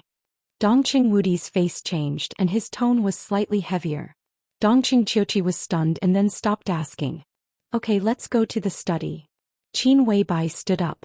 She looked at Li Tianlan's slightly frowning eyebrows, smiled and said softly, "You stay and take care of the guests. I'll be right back." Li Tianlan nodded and watched Qin Weibai and Dongqing Hongguang walk into the study. He narrowed his eyes thoughtfully. Dongqing Qiuqi looked at Li Tianlan's expression, suddenly smiled and said softly, "You're really lucky, boy." Li Tianlan was stunned. "Maybe you didn't realize it yourself, but when Xiaobai is with you, her eyes don't seem to have anything else in them. All the time her eyes are on you. Seems like she likes you to the bone. To have such a beautiful woman as your girlfriend, and in the future, you will have my sister. Don't tell me you don't have the fortune?" Dongqing Qiuqi looked at Li Tianlan with a strange look in her eyes. Li Tianlan smiled and picked up the teacup to drink. Qin Weibai's study was clean and elegant, and all the decorations were clear at a glance. Bookcases, sofas, desks and water dispensers were simple. Only the golden carpet on the ground added a trace of luxury to the study. Qin Weibai came to the desk and didn't pour water for Dongqing Hongguang. She sat down behind the desk and said calmly, "What does the old master want to know?" Dongqing Hongguang was silent for a moment. It seemed that he didn't expect Qin Weibai to be so straightforward. He narrowed his eyes and said softly, "Boss Qin, where did you hear the name Huang Tu? Is it important?" Qin Weibai looked into Dongqing Hongguang's eyes. "If you know it, others can naturally know it. How can there be an impenetrable wall? Don't you think so, old master?" Dongqing Hongguang lowered his head and pondered. He inadvertently lit a cigarette. When the smoke drifted away he was shocked. When he subconsciously wanted to put it out, Qin Weibai shook her head and said casually, "It doesn't matter. Tianlon also smokes. I'm not allergic to the smell of smoke." Dongqing Hongguang smiled bitterly and his eyes were struggling. He looked at the stunning woman in front of him, who had a mysterious aura around her in everyone's eyes, and tentatively said, "In Zhongyuan province, Tianlon said that Huangtu was besieged and died. It's betrayal." Qin Weibai's face grew colder. In the lingering smoke, Dongqing Hongguang couldn't see her eyes clearly. Only a cold voice sounded and drilled into his ears. Besieging was a statement to the public. The real cause of his death was betrayal. Dongqing Hongguang instantly straightened up, and the momentum of a thunder-shocking realm expert soared. Who was it? The person he loved the most was also the person who loved him the most. Qin Weibai's tone was as calm as stagnant water. Dongqing Hongguang's expression changed dramatically. His lips moved and a name was on the tip of his tongue. He wanted to say it but he didn't dare. "It's not the one you think." Qin Weibai shook her head calmly. After a short silence she said again, "Do you know how Li Kuangtu died that year? What happened that year was too coincidental, too coincidental." "What do you want to say?" Dongqing Hongguang's face grew paler and paler, even a little painful. "You've guessed it, but I have no evidence, so I can't give you an answer. Your guess is probably what I think."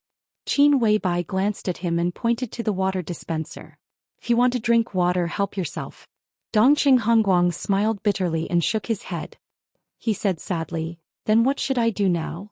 His expression was bleak, but there was an extreme coldness and anger in his tone. "You don't need to do anything. Just wait. When Tianlon grows up I will help him at all costs with all my might."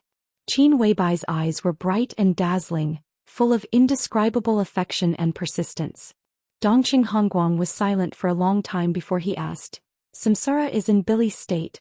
Does it need help from the Dongqing clan?" "If you're willing, I want to borrow 10 heavenly rainbow from the Dongqing clan. Of course, we will give you a satisfactory reward afterward." Qin Weibai was quiet, but what she said hit Dongqing Hongguang's heart directly. Heavenly rainbow. As a military giant, the Dongqing clan had been concentrating on researching some firearms that could pose a fatal threat to the masters of the 4 realms of martial arts in recent years. An important figure of the Dongqing clan even had a lifelong wish to research a quasi-murderous weapon. At present, the most famous product of the Dongqing clan was Madshot. Heavenly Rainbow was an upgraded version of Madshot, with higher cost and more sophisticated structure. 10 heavenly rainbows. The Dongqing clan now had 10 heavenly rainbows at most.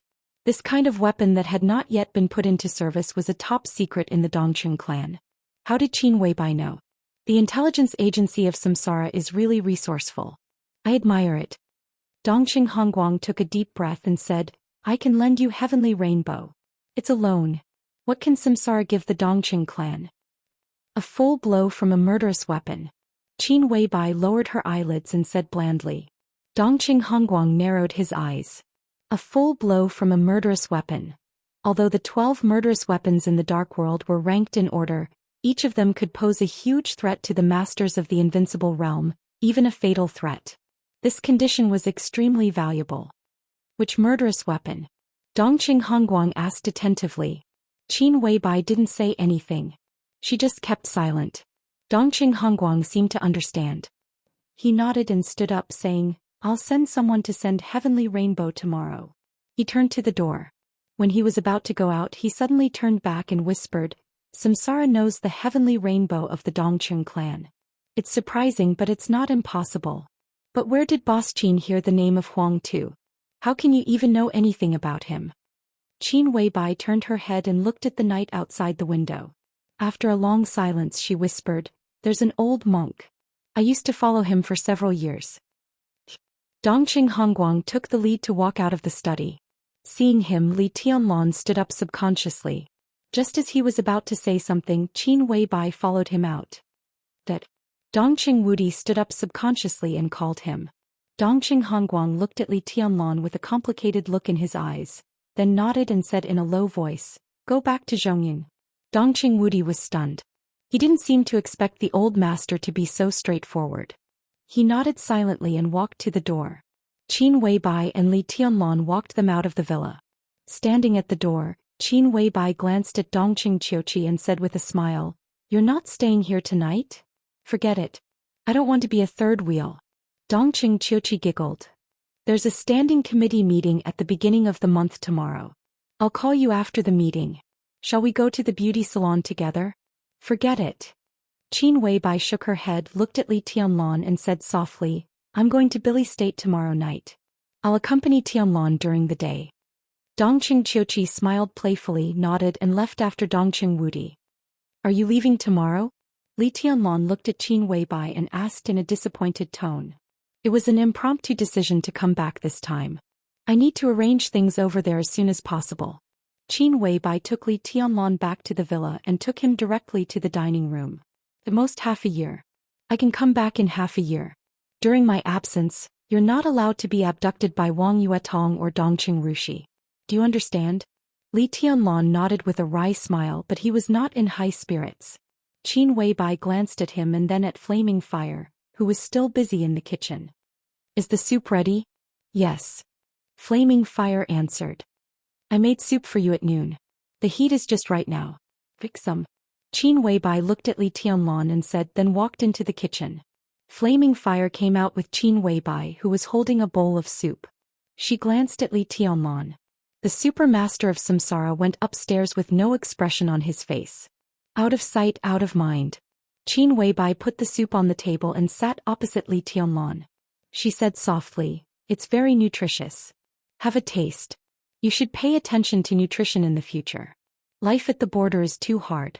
Now try as much as you can." Li Tianlan drank the soup in silence and nodded without saying anything. "What's wrong? Are you unhappy?" Qin Weibai's tone became lower and gentler. "No, I just feel a little reluctant to see you leave tomorrow. I really can't bear to see you go. A hero's spirit is short and love is long. Today I finally understand the meaning of this." Li Tianlan took a big gulp of the soup, as if he wanted to suppress the sadness in his heart. He shook his head helplessly. "Humph." Qin Weibai snorted softly and her eyes were like silk. "Coaxing me with sweet words again. What do you want?" Li Tianlan glanced at Qin Weibai and his heart skipped a beat. "Tianlan." Qin Weibai's tone became more and more charming. "Do you want me to crawl over or do you want me to crawl over?" Li Tianlan breathed heavily. He stared straight at Qin Weibai's face and stammered, "Crawl? Crawl over?" Qin Weibai seemed to have gotten the answer. She glared at Li Tianlan and her eyes were charming and shy. Her body quietly slipped under the table and crawled under Li Tianlan's feet. She knelt down on her knees in front of Li Tianlan. I know this by accident. I didn't do it well. Don't laugh at me." Under the table, Qin Weibai's voice was trembling, charming and gentle. A pair of small trembling hands reached over and found his belt. In the rustling sound, a gentle and delicate warm touch came directly. Li Tianlan gasped. All that was left in his mind was Qin Weibai's rosy and delicate mouth. That was the second heaven. Li Tianlan's mind was blank. 1 minute. 5 minutes. His body became tighter and tighter. Finally he collapsed on the chair. He seemed to have no strength at all. Qin Weibai poked her head out from under the table. She pouted and looked at Li Tianlan. "Eat it." At this moment, Li Tianlan didn't know what he was thinking. He subconsciously opened his mouth and ordered in a tough tone. Qin Weibai blinked and looked at him with resentment in her eyes. She moved her mouth and finally swallowed everything in her mouth. "Bad guy," she said softly and looked into Li Tianlan's eyes. Li Tianlan's mind was blank. His eyes were red. A raging fire was burning in his chest, making him crazy. "Drink soup?" "Shit." He suddenly bent down, picked up Qin Weibai's delicate body and rushed upstairs. Qin Weibai exclaimed and patted Li Tianlan's back with her small hand. She smiled and said, "Put me down first. Rinse your mouth. It's so dirty." "Well, it should be, okay?" "Well, it's okay." The chapter of more than 6,000 words could have been posted at 2 o'clock. But there were too many words, so I wrote a little longer. Thank you to Tree in the Sky, Moon by the River, Husband Xiaoyu, Zero Icicle, and Yuan for your support and monthly votes. Thank you. Brothers, vote for Special Warfare if you have the votes. Chapter 78. On the shelves next Monday. Advance notice. When Li Tianlan and Qin Weibai sent several important figures of the Dongqing clan out of the villa, on the balcony of the 7th building, less than 300 meters away from Yonghua Villa, a middle-aged man in a black robe was quietly watching the scene in front of him through a telescope. Through the telescope, Dongqing Wudi and Dongqing Hongguang walked in the direction of the helicopter, Dongqing Qiuqi left from another road, and Li Tianlan took Qin Weibai's hand and returned to the villa. Seeing all this, the black-robed man's mouth twitched and his face became dignified. "What's wrong, black-robed man? Did you see any big shots?" Next to Black Robe, a woman who was also dressed in black looked at his expression and spoke with a gentle smile. Although the woman's appearance was ordinary, her temperament was gentle and elegant. She had a mature and intellectual feeling to her. Especially when she smiled, her every move was extremely charming. Even if her appearance was ordinary, this kind of person who exuded a womanly aura from her bones could still be considered a stunner.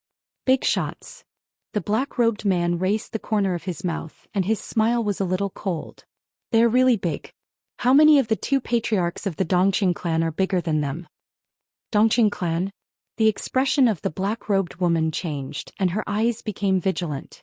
"West Kunlun, North Taibai and South Dongqing." Among the 3 superpowers, the Dongqing clan was the only one without an invincible realm expert, but it was also the most troublesome target for these foreign forces.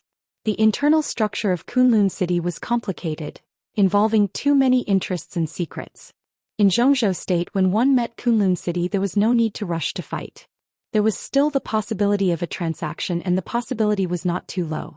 Sai City of Taibai Mountain stood aloof from worldly affairs. It guarded the northeast of Zhongzhou State all year round, deterring countries such as Snow Country, Outer Mongolia, Gaoshan and White Robe. Without clear orders from the higher-ups of Zhongzhou State, they would hardly intervene in matters outside the northeast. Only the Dongqing clan was the craziest and the most unreasonable. Dongqing Wudi was known as the god of massacre, but it did not mean that his ancestors were nice people. This family, which had been decisive in killing for hundreds of years, seemed to be extremely bloodthirsty in nature. The patriarch of each generation could be said to be a ruthless person who killed without blinking. When Dongqing Hongguang served as a member of the decision-making committee of Zhongzhou State and the standing minister of army headquarters, he had caused heavy losses to their organizations. After Dongqing Wudi took over the border Praetorian Corps, he had made their organization suffer for many years. About 13 years ago, the news that hundreds of elites from their organization had sneaked into the border to pick up an important person was leaked. As the commander of the Border Control Corps, Dongqing Wudi personally led people to intercept them. Hundreds of elites were wiped out at the border of Zhongzhou State. It was at that time that Dongqing Wudi stood among countless corpses and said something which was still talked about by people in the dark world. "None of my enemies survived." This crazy style of action, which was so crazy that as long as they were enemies, they would not leave anyone alive. Not to mention foreign forces like them, even many people in Zhongzhou State did not approve of it. International human rights organizations even blacklisted the entire Dongqing clan. However, the Dongqing clan always went their own way. Every time they fought, there was bound to be a river of blood. For people from foreign forces like them, few big shots in Zhongzhou State were more important than the Dongqing clan. The woman in black's eyes flickered. There was vigilance, but more of a hidden killing intent. Why did the Dongqing clan come here? She whispered to herself and subconsciously narrowed her eyes. Does the Dongqing clan have something to do with samsara? Isn't that what we want? The black-robed man sneered, and his eyes were a little ferocious. Rose, what are you worried about? The more forces that boy is involved with, the better it is for us, and it is in the best interest of the second master. If not, why would the second master let you and Yuehua help me? The woman was not angry at all. She became more and more gentle like water and perfectly integrated with the night. She shook her head slightly and said softly, "I'm worried that the Dongqing clan will become a variable. These days I heard that the young man disabled Zhong Xiaofeng, the youngest son of the Zhong family. Tan Qinghua even brought the elites of the Eastern Theater of Operations to seek revenge. It was Zhuang Huayong who held Tan Qinghua back until Dongqing Wudi came to help. We always thought that Dongqing Wudi did it for Ning Qianqing. So what?" The black-robed man's tone was cold and cruel, and his words were full of killing intent. In the organization he was not good at planning anything, but he was one of the best executors. Although his realm had been regressing over the years and he was about to leave the peak of the thunder-shocking realm, he had always maintained a high degree of tacit understanding with the second master for many years. So even compared with his heyday, his status in the organization did not decline much. Moreover, the target this time was Li Tianlan, the descendant of the Li family who had caused him serious inner demons for many years. How could he be in the mood to think about other things now? Now, almost every thought he had was about how to torture that little bastard to feel good. Rose glanced at him and then at the black-robed man's ferocious look.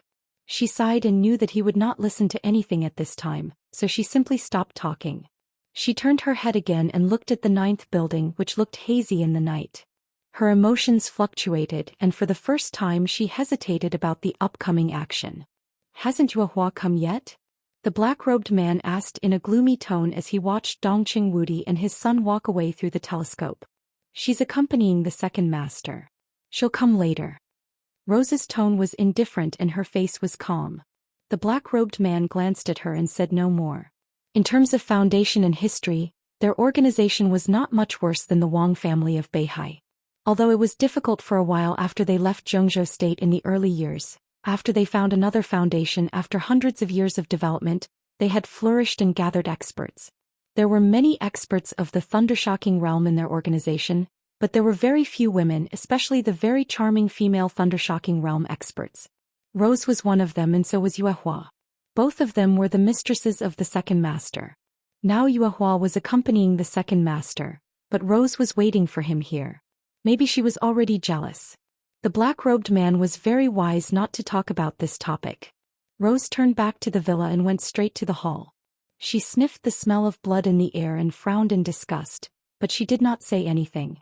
They were not the owners of this villa, but in the entire villa area, this villa was the only one that was safe enough to observe the situation in the 9th building. Black Robe was like a dove occupying a magpie's nest. He directly killed the owner of the villa. The bodies of the owner's family were still on the side and blood was flowing in the living room. Rose did not like this kind of atmosphere, but fortunately it was only for one night, so she reluctantly endured it and passed. She pulled out a small box from the corner of the living room, walked back to the balcony, opened the small box and took out an instrument from inside. She said, "Don't look at it. I'll just turn on the machine. Someone from the headquarters will take action later to invade Huading's traffic network. But we need to use the instrument here to complete the positioning and scan all the vehicles near the 9th building. In this way, when we take action tomorrow, we can control their position at any time." She paused and said with a smile, "I can have a good sleep tonight." The black-robed man put aside the telescope in his hand, looked gloomy and did not speak. A phone suddenly rang. Rose took out her mobile phone and glanced at the number. She immediately answered and said softly, "Second Master. How's the preparation going?" On the other end of the phone, Second Master's low and soft voice sounded. "The target has returned to the 9th building. Everything is ready. We'll find the right time to take action." Rose held the mobile phone and reported in a cautious tone. "There's no need to look for it. Tomorrow morning is the best time. Tell the black-robed man that he must kill that young man. He can only succeed, not fail." Second Master's voice was still low on the phone, but there was a hint of coldness in it. Rose grunted and was silent for a few seconds. She suddenly said, "Is it because of her?" "Who?" "Qin Weibai. You saw her once in England 2 years ago." "I know. Now you see her living with Li Tianlan. Are you jealous?" Rose gritted her teeth and plucked up her courage to ask. "Ridiculous." Second Master's breath stagnated and then he became a little angry. "Rose, remember your identity. This is not a problem you should care about. I've asked Moonlight to bring a recovery potion to the black-robed man. You must kill that young man, understand? Recovery potion could be said to be one of the high-level potions within their organization. It could restore people to their peak strength in a short time when they were seriously injured. For people like the black-robed man who were not seriously injured, after taking the recovery potion he could completely return to his peak state. This time they just wanted to assassinate a non-entity who had not reached the ice-condensing realm, but they sent 3 experts at the peak of the thunder-shocking realm. This style of doing things could no longer be described as striving to be foolproof. "I thought you were going to lend the murderous weapon of the organization to the black-robed man. Isn't it better to kill the target with one shot?" Rose said in a somewhat agitated tone, her voice sharp. The black-robed man looked at her in surprise, turned around and quickly left the rooftop. It would do him no good to listen to this kind of conversation. On the phone, Second Master took a deep breath and said in a cold tone, "Rose, your current mood is no longer suitable for this action." Rose grasped the phone tightly, bit her lips and said nothing. For the glory of the organization, what's the point of personal feelings? Tomorrow is the most suitable opportunity. Once Li Tianlan dies, Zhou state will become extremely lively. This is our chance, the chance we've been dreaming of. What kind of nonsense are you talking to me about? The Second Master's tone was extremely heavy. He was usually a person who did not show his emotions on his face. With such a tone, it was obvious how agitated he was right now. Rose took a deep breath and forced herself to calm down. She held the phone and said, "Li Tianlan is not so simple.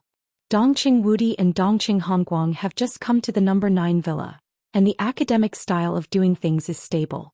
But this time, Zhuang Huayang protected Li Tianlan at the risk of falling out with the Prince Group, which is enough to explain the problem. I know you want to use Li Tianlan's death to lure Li Honghe out.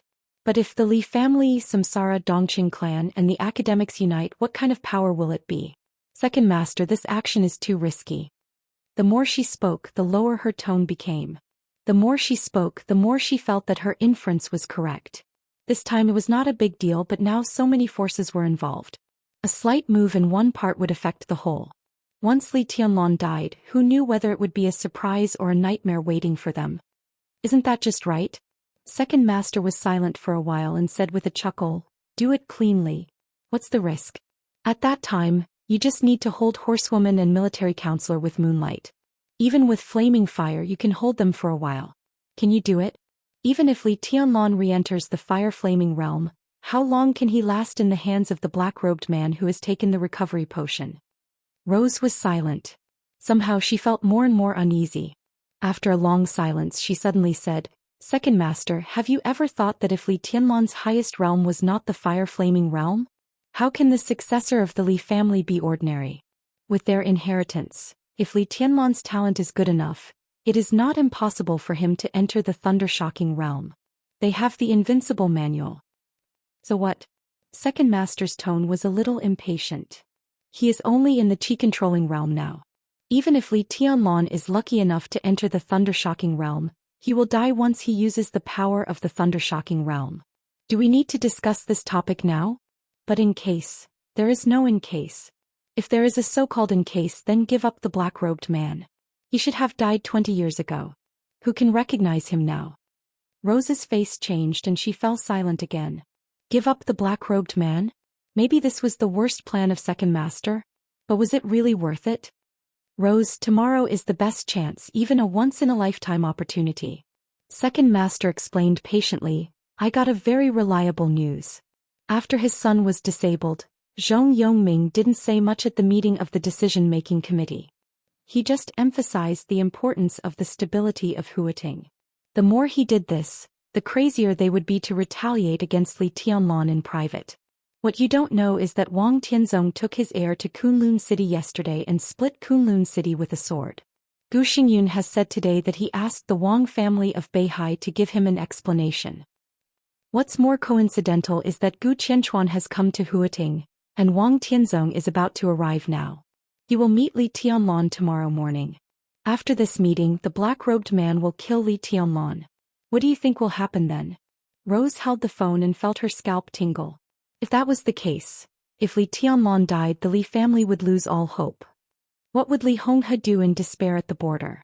Once Li Honghe made a move, Samsara Dongqing clan, and the academics would react immediately.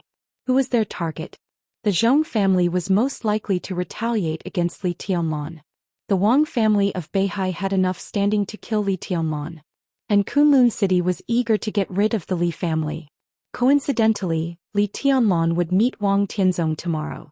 What was more coincidental was that Gu Qianchuan was in Huating at this time. With so many coincidences, what kind of storm would break out under their deliberate operation? After the storm, would there be a situation that the organization had always wanted to see in Zhou State? Where will Li Tianlan meet Wang Tianzong tomorrow? Rose asked in a low voice. In an instant she had made up her mind. This was indeed the best chance and worth a gamble. Garden party. It's secretly arranged by Wang Xiaoyao. Second master said flatly, but don't worry. After tomorrow's meeting, the boy will probably return to the Sky Academy. At that time we will kill him near the gate of the Sky Academy. Otherwise, I'm afraid that the academics won't take action. Then the show won't be so wonderful. Rose said yes and hung up the phone. Thinking of the news second master said, she shook her head subconsciously. The meeting between Li Tianlan and Wang Tianzong was personally arranged by Wang Xiaoyao. Such a top-secret thing should be spread out. After hundreds of years of wind and rain, the Wang family of Beihai seemed to be a little unstable inside. She stood silently on the balcony, looking at the increasingly blurred Villa number 9. Her eyes gradually became sharp. The Li family. Li Tianlan. The right time, the right place, and the right people. The general trend was coming and the storm was about to rise. How could you not die? How dare you not die? Today's 11,000 words were updated. More before the bookshelf. I'm trying my best. Chapter 79. It will be published tomorrow. It will be another 5,000-word chapter. Do you think it will be more than 10,000 words today? At 9 o'clock in the morning. While Li Tianlan was sleeping soundly, the sudden ringing of the phone disturbed his dream. Li Tianlan moved in a daze and instinctively wanted to ignore the ringing, but the caller was extremely persistent. The phone rang again and again and the originally pleasant ringtone became more and more harsh. He frowned and reached out to pick up the phone next to the pillow. He put the phone to his ear and said hello. Senior brother, are you back to Huading? Wang Yuetong's sweet voice sounded on the phone. It was crisp and sounded like a well-hidden joy. Li Tianlan was a little confused. Huading Zhongyuan, he had been flying back and forth these 2 days. In addition, he was in a trance so he couldn't tell where he was for a while. He moved his body and Qin Weibai, who was obediently held in his arms, also moved. Her small hands holding him also slightly tightened. Smelling the rich fragrance in the air, Li Tianlan's mind became clear. He said, "What's the matter?" "I'm on my way to Yonghua Villa. I'll be there in about 15 minutes. Wang Yuetong giggled.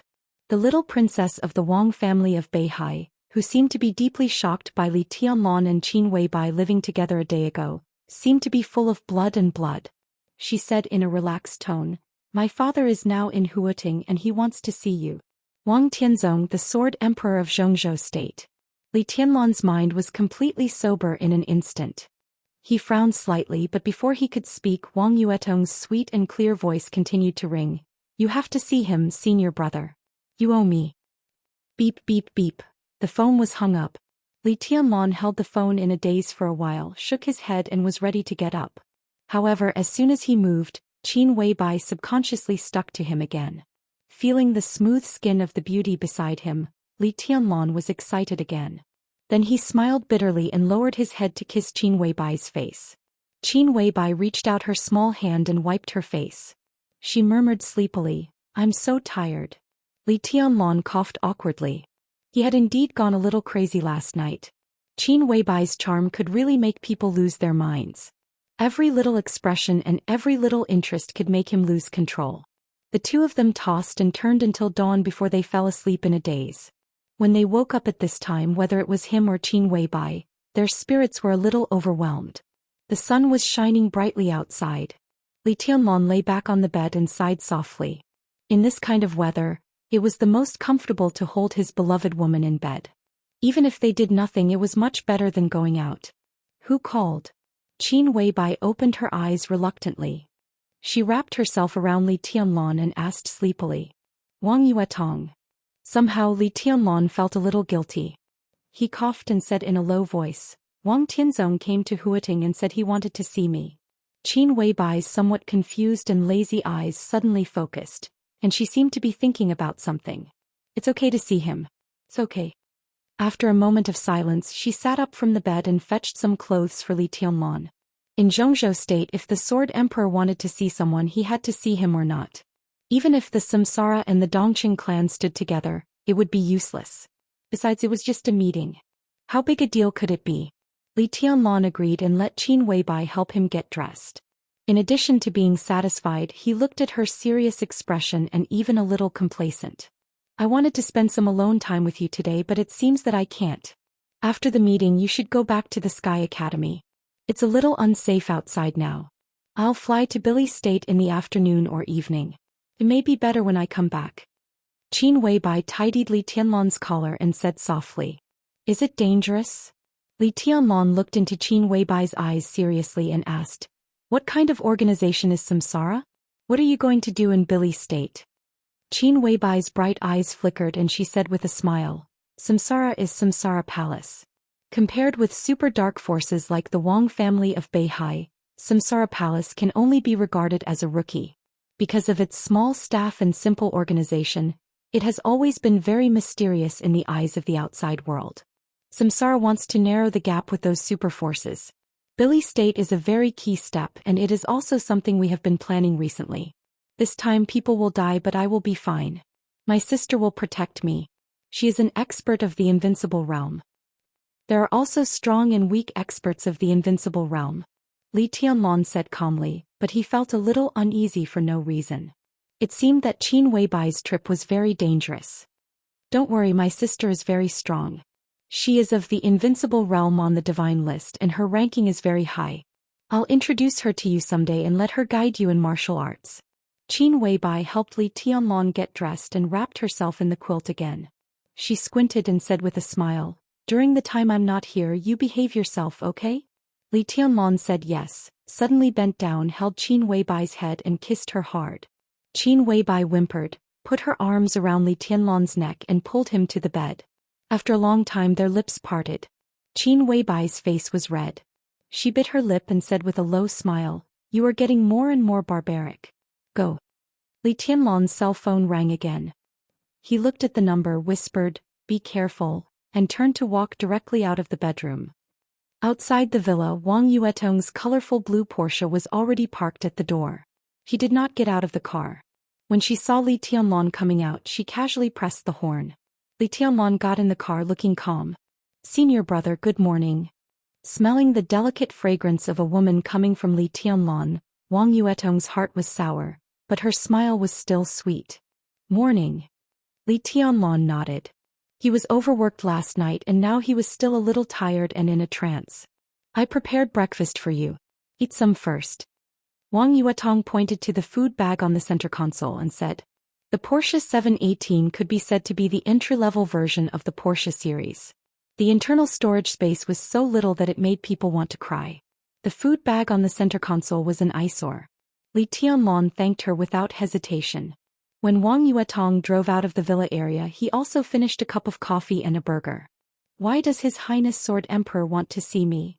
Li Tianlan asked in a flat tone. Now he would not deliberately ignore Wang Yuetong, nor would he tease the most sensitive mind of the girl.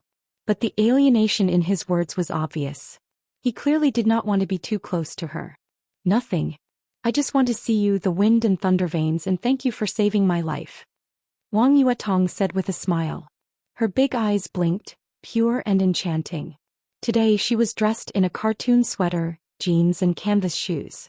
She looked gentle and quiet, but combined with her enchanting temperament, she suddenly looked like a charming little goblin. Little goblin. Thinking of Qin Weibai's words, Li Tianlan smiled with soft eyes. You don't have to thank me.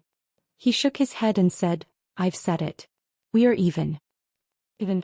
Wang Yuetong turned to look at Li Tianlan with burning eyes. What about the debt with Ning Qianqing? I will pay it back as soon as possible.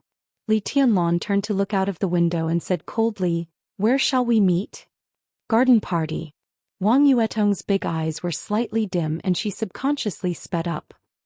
This was the second time Li Tianlan came to the garden party. After parking the car, Wang Yuetong led the way without talking to Li Tianlan. She held her head high like a proud little swan. Li Tianlan was too lazy to guess and had no interest in guessing. Following the same route as last time, he went deep into the mysterious club and came to the pavilion where he met Xianxia last time. Wang Xiaoyao stood outside the pavilion with a gentle and quiet young man. Seeing Li Tianlan coming, no matter what he thought, he at least smiled. Tianlan, we meet again. Since he was a guest, Wang Xiaoyao took the initiative to humble himself, reached out his hand and said with a smile, hello Mr. Wang. Li Tianlan looked calm and shook hands with Wang Xiaoyao. A trace of rich and light fragrance went into Wang Xiaoyao's nostrils. Wang Xiaoyao was stunned for a moment and then his whole face suddenly became stiff. Qin Weibai had a body fragrance that could not be replaced by any perfume. It was completely innate. He had been pursuing Qin Weibai for several years. Although he had never been able to get close to the goddess in his heart, Wang Xiaoyao remembered the rich and natural smell of the goddess clearly. It was even haunting. But now he could clearly smell the scent that belonged to Qin Weibai on Li Tianlan. At this moment Wang Xiaoyao's brain was roaring, and his heart seemed to be tightly clenched by a hand. It was so painful that he could hardly breathe. He held Li Tianlan's hand stiffly and his breath was disordered. He could not say a word of the speech he had prepared. Second uncle. The young man beside Wang Xiaoyao coughed quietly. Wang Xiaoyao suddenly came to his senses and subconsciously let go of Li Tianlan. He forced a smile and looked a little lost.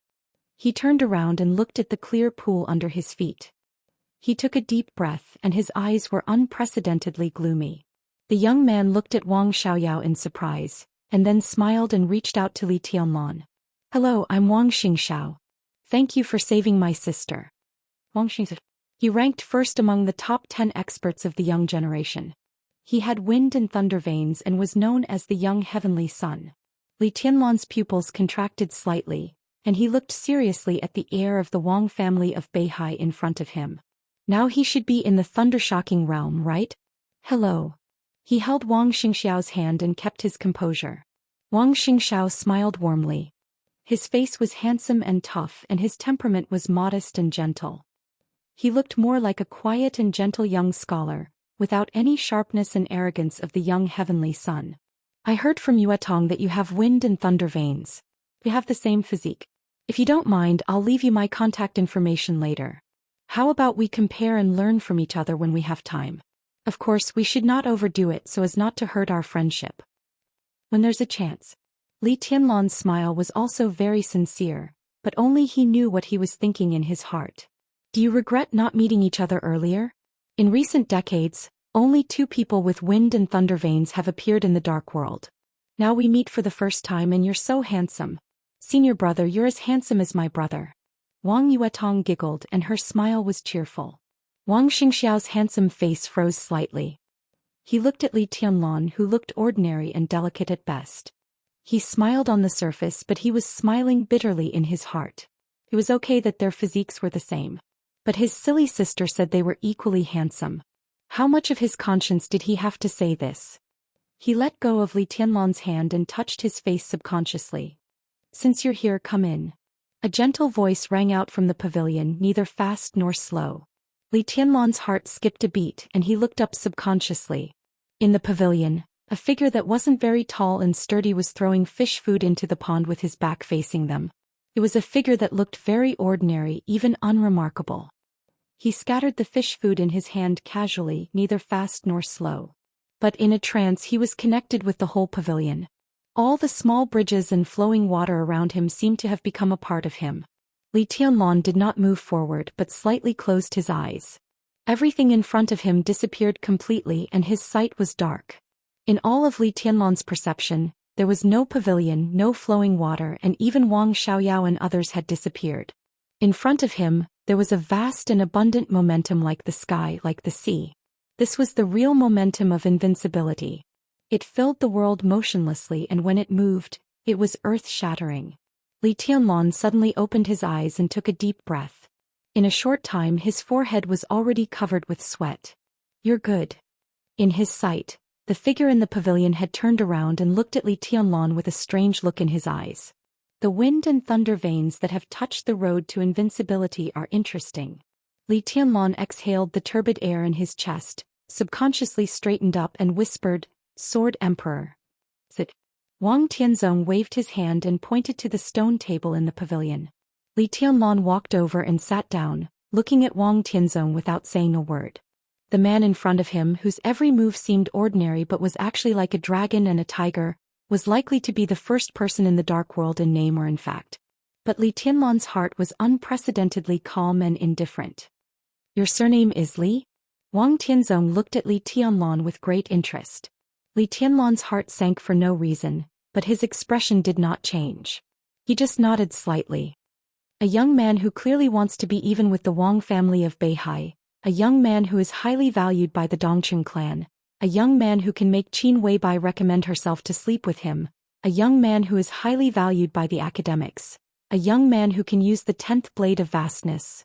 Wang Tianzong's smile was still gentle.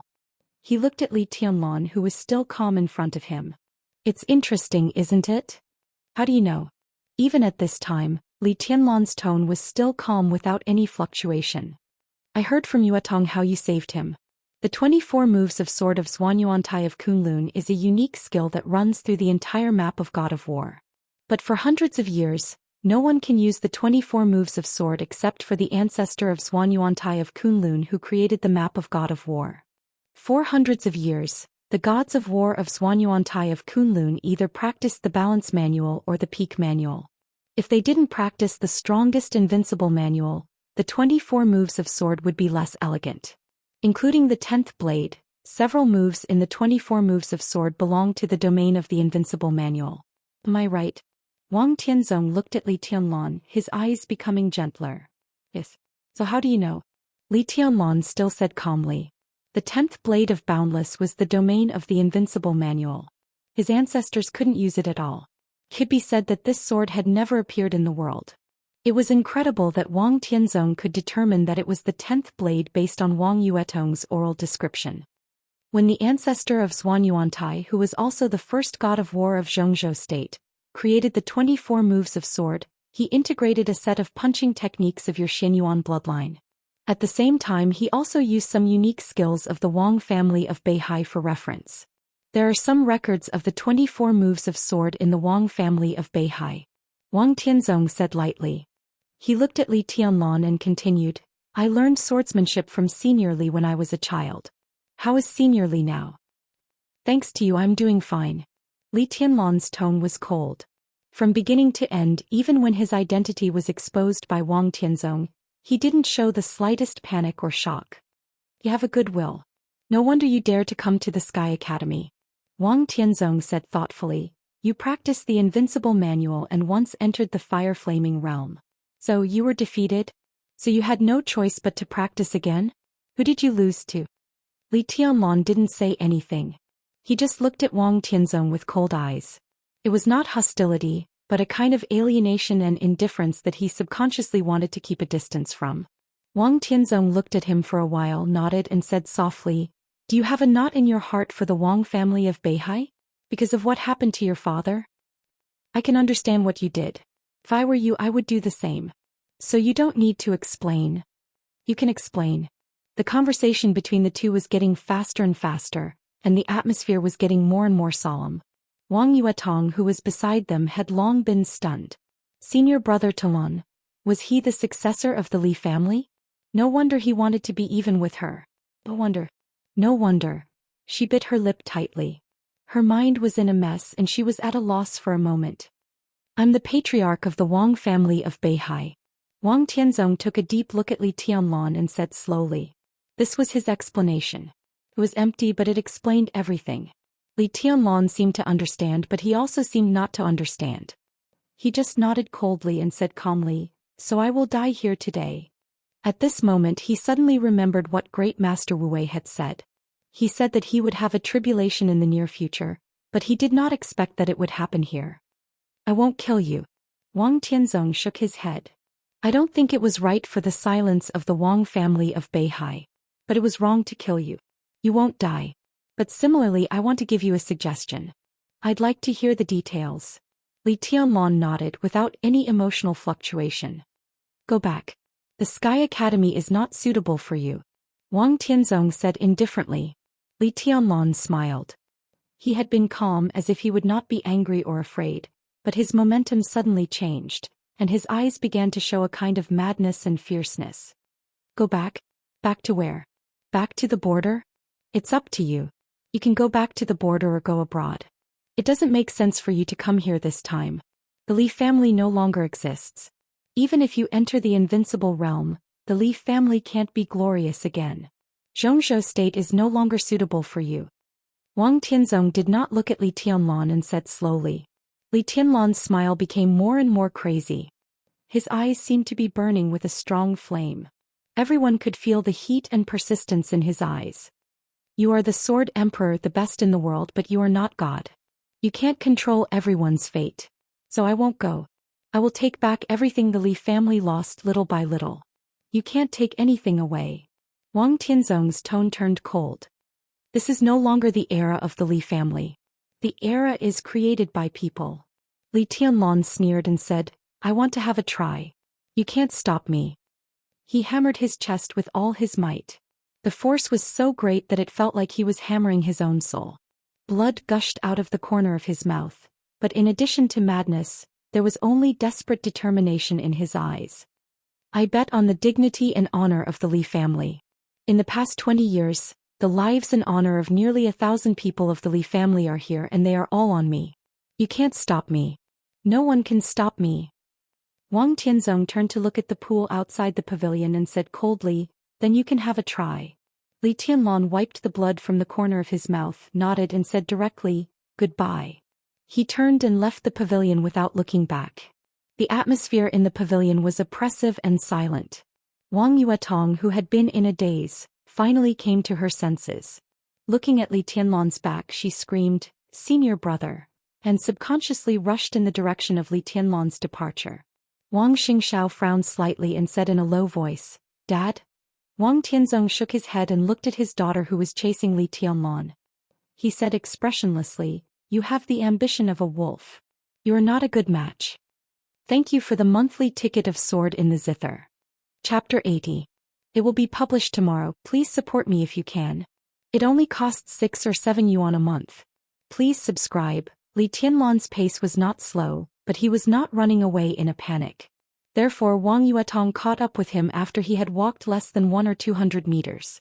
Li Tianlong turned around and looked at Wang Yuetong, who trotted over looking very young. He said calmly, What's the matter? These words were neither polite nor polite. They were so cold that they stabbed Wang Yuetong like a knife. Wang Yuetong's face suddenly turned pale. She bit her lips and whispered, Where are you going? Home. After Li Tianlong said that, he felt a slight pain in his heart. Home? Back to Yonghua Villa? Had Qin Weibai left for the airport? Could a villa without Qin Weibai be called home? He took out a cigarette and lit it. He took a deep breath and said flatly, Back to the Sky Academy. I'll go back with you. Wang Yuetong said and subconsciously took 2 steps forward, trying to grab Li Tianlong's arm. Li Tianlong stepped back and looked at her suddenly flustered face. He sighed softly and said, No need. Wang Yuetong looked at Li Tianlong in a daze. Beside them was a white bridge and green water. The warm morning sun shone down. Wang Yuetong seemed to be covered with a layer of gold. The young man and woman looked at each other silently, like a silent and sad picture. Li Tianlong turned around and left silently. Senior brother. Wang Yuetong opened her mouth and called out, almost muttering to herself. Senior brother. Wang Yuetong rushed up again. Her red lips were tightly pursed and her face was stubborn. With a kind of stubbornness, it seemed that she would not turn back until she hit the south wall. She held Li Tianlong's hands together and did not speak. It seemed that she wanted to act shamelessly again. Does it make any sense? Li Tianlong finally turned around and looked at Wang Yuetong. Now that you know who I am, you should also know that I didn't play hard to get with you before. It's just that our paths are different and we can't work together. He looked at Wang Yuetong's beautiful eyes, paused and continued, In fact, if you think about it carefully, there's nothing between us. You helped me in the entrance maneuver and I saved you outside the academy. There's nothing unforgettable or sentimental. I know my attitude may make you uncomfortable and unconvinced, but that's just an emotion. After a long time, there'll be nothing between us. Actually, I'm very selfish. When I say that I'm doing all this for your own good, even I feel that I'm being hypocritical. I really don't want to have anything to do with the Wang family of Beihai anymore. You should have heard it just now. As long as I'm alive, I'll get back everything the Li family lost sooner or later. Do you know what that means? Wang Yuetong did not speak or move. She just held Li Tianlong's hand and looked at him silently. Do you believe that I will enter the invincible realm one day? Li Tianlong suddenly asked with a firm expression. Wang Yuetong was stunned and nodded without hesitation. Her eyes were shining. There was no doubt about Li Tianlong's potential. The Li family's inheritance was also well known. The invincible manual in the map of God of War emphasized the state of mind the most. Li Tianlan might have been defeated, but after recultivating his path could definitely be more stable than before. It was only a matter of time before such a person entered the invincible realm, the kind of invincible realm that could be ranked on the divine list. After seeing Li Tianlan's potential, no one doubted it. I also believe it. Li Tianlan smiled, patted Wang Yuetong's little hand and whispered, "So if I'm lucky enough to live to that day, then we'll be enemies. Don't you understand?" Looking at Wang Yuetong's pale face, Li Tianlan smiled and pulled his hand out of her hand little by little. He nodded and said, "Goodbye." He just turned around. Behind him, a delicate body suddenly rushed to him. Li Tianlan's body stiffened slightly. Wang Yuetong, who hugged him from behind, shook her head desperately and said with a crying voice, "It's not like that. I'm not convinced. Li Tianlan, you bastard, why do you treat me like this? I found that I like you. I just fell in love with you and you let me fall out of love? Bastard, I just like you, just like you. Why can't you be nicer to me? There will be a way to solve the problem between the Li family and the Wang family. There must be a way." She just liked him, just liked him. Li Tianlan's body stiffened in place. At this moment he was even at a loss. Wang Yuetong became more and more emotional. She held Li Tianlan's arms harder and harder, and she sobbed behind Li Tianlan without hiding it. It was very complicated to like someone and it might take a lifetime. It was also very simple to like someone and it only took a moment. Wang Yuetong didn't know when it started. In just a few days, Li Tianlan left a deep impression on her. He was calm, he was when he pulled out his sword, his silence, his indifference, his domineering attitude and countless Li Tianlan were more and more obvious in her heart. She could clearly recall Li Tianlan's every movement and expression, and even clearly remember every word he said. This man who had barged into her world when she was unprepared had unknowingly taken up residence in her heart. Not convinced. Maybe. Not convinced. It didn't matter. Wang Yuetong didn't want to know when it all started. She only knew that when Li Tianlan said that they would become enemies, her heart convulsed into a ball, and the pain was heart-wrenching. That was love. That was love. Li Tianlan stood quietly in place, feeling Wang Yuetong's increasingly strong hands. He frowned slightly and said, "Let go." "I won't." Wang Yuetong held Li Tianlan tightly. The women of the Wang family of Beihai always dared to love and hate. They were not shy or pretentious. They would cry when they were sad or wronged and they would laugh when they were happy. When they met someone they liked, they would not let go. Li Tianlan's face was cold. He grabbed Wang Yuetong's tender hands and pried them open little by little. The little princess's skin was so delicate that it seemed that a hard touch would leave a mark, but he hardened his heart and broke away from her embrace. Wang Yuetong didn't speak during the whole process, but she kept exerting force. Her face was red, and her tender hands were red and purple because of Li Tianlan's prying. She bit her lips hard and big drops of clear tears flowed out of her eyes. She was like a pear blossom in the rain and her eyes were hazy with tears. But she didn't wipe them, just letting Li Tianlan become blurred in her sight. Li Tianlan looked at Wang Yuetong's red and purple hands, and his heart ached for no reason. But when he thought of the conversation with Wang Tianzong just now, his expression became cold again. Although he never had any hope after meeting Wang Tianzong, he clearly knew that everything between the Wang family of Beihai and the Li family, including the hundreds of years of friendship, was over. There was no going back. If he and Wang Yuetong were together 20 years ago, it would be a good story for the whole Southeast group. But today, 20 years later, they were together, which was an ill-fated relationship. Looking at Wang Yuetong's sad, helpless and pitiful face, Li Tianlan's heart trembled slightly. He raised the corner of his mouth and suddenly smiled brightly. Since they couldn't be even and they couldn't even be strangers, then they should hate each other. It was much better than being entangled now.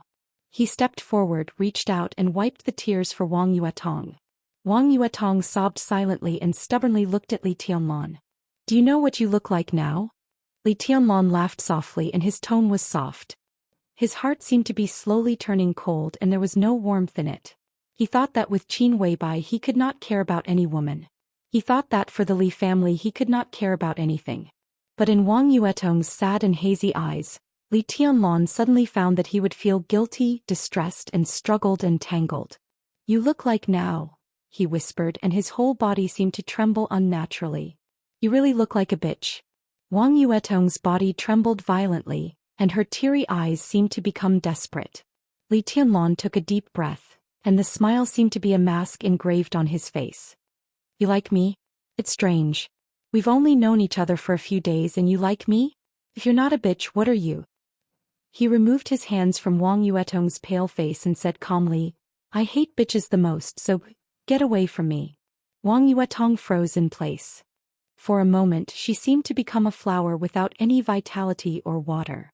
Li Tianlong turned around and walked away quickly. Walking out of the garden party and along the road, the muscles around Li Tianlong's mouth kept twitching, and he became more and more angry. A gray Audi approached Li Tianlong and was about to slow down. Beep beep. The sound of the car horn sounded. Behind the Audi, a blue Porsche 718 rushed over quickly. The rider in the Audi smiled and sped up slightly. It was better to protect him secretly if he could. The Porsche stopped beside Li Tianlong and the window rolled down. Li Tianlong's heart seemed to explode for a moment. He restrained his emotions and looked at Wang Yuetong in the car. Wang Yuetong's face was still pale, but she seemed to have calmed down. She looked at Li Tianlong and said coldly, Get in the car. Li Tianlong was stunned and opened the door to get in the car. Wang Yuetong started the car and drove fast. Don't get me wrong. I won't continue to pester you. As you said, from now on we're even. The magma in Li Tianlong's heart was quickly extinguished after the violent surge. He nodded silently and said expressionlessly, I can go back by myself. This is not in line with the etiquette of the Wang family of Beihai. Whether you are an enemy or not, at least now you are a guest of the Wang family of Beihai. I should send you back. Wang Yuetong said lightly. Her tone was empty and cold as if she had lost her soul. Li Tianlong stopped talking. In silence the Porsche was getting faster and faster. It rushed into the city, out of the city, and gradually approached the Sky Academy. The last 2 kilometers of the Sky Academy was by water. There was only a small bridge for walking on the water. As the Porsche rushed all the way, the bridge was already in sight. Senior brother. Wang Yuetong, who had been silent, suddenly spoke in a soft voice. Li Tianlong answered subconsciously. I have imagined countless times what my first love would be like and how romantic and unforgettable it would be. She smiled gently, but tears fell from the corners of her eyes. Now I have seen and experienced it. Turns out that all my fantasies are too beautiful. Do you know what it feels like to be called a bitch by someone you like? She said softly, pointing at her heart with a red, purple and bruised little finger. It's all broken. Li Tianlong's heart trembled, but he did not speak. I don't like you anymore. Wang Yuetong smiled and cried. She said softly, I hate you. Today after getting off the car we are enemies. The car passed through a forest and slowed down. In the gray Audi, which had been far behind the Porsche, Horsewoman held the phone and looked at the slowing Porsche in front of her. She whispered, Boss, he will enter the Sky Academy soon. On the phone, Qin Weibai was silent for a moment and then said coldly, You can come back. Come with me to Billy State later. At the same time, inside the dense forest, the black-robed man who had been lurking here took the recovery potion. Feeling his more and more flexible body and stronger power, his eyes became more and more ferocious and insidious. Beside the black-robed man, Rose turned on an instrument again. On the instrument screen, several red dots were flashing slightly. 2 people are protecting him in secret. Rose glanced at the screen and said calmly, The one in the Audi is Horsewoman 200 meters away. The one behind her is an expert of the Wang family of Beihai, who should be the enchantress protecting Wang Yuetong, 320 meters away. There was some surprise in her eyes. Military counselor is not here. Does this instrument work? The black-robed man moved his body and said lightly. With the support of the recovery potion he had recovered his peak strength of the past, and the confidence in his words was more and more obvious. Who knows? Test subject? But the old guy at the headquarters said it works. It is connected to the satellite and can accurately detect the life energy around you. How terrible is the life energy of a thunder-shocking realm expert? Now it only detects Horsewoman and the enchantress, but no third person. And the one closest to you is more than 200 meters away. More than 200 meters. The black-robed man looked at the Porsche less than 100 meters away from him and muttered to himself, too far, so far, how can you save him in time? How can you make it in time? On the other side of the black-robed man, a slim woman wrapped in black tights put down the phone and came over. She said in a clear voice, "Do it. Rose and I will hold off the enchantress and horsewoman. The black-robed man kill Li Tianlan and seriously injure Wang Yuetong. This is the second master's order. Give me 10 seconds. That's enough." The black-robed man sneered. In his sight, Wang Yuetong and Li Tianlan opened the door and got out of the car.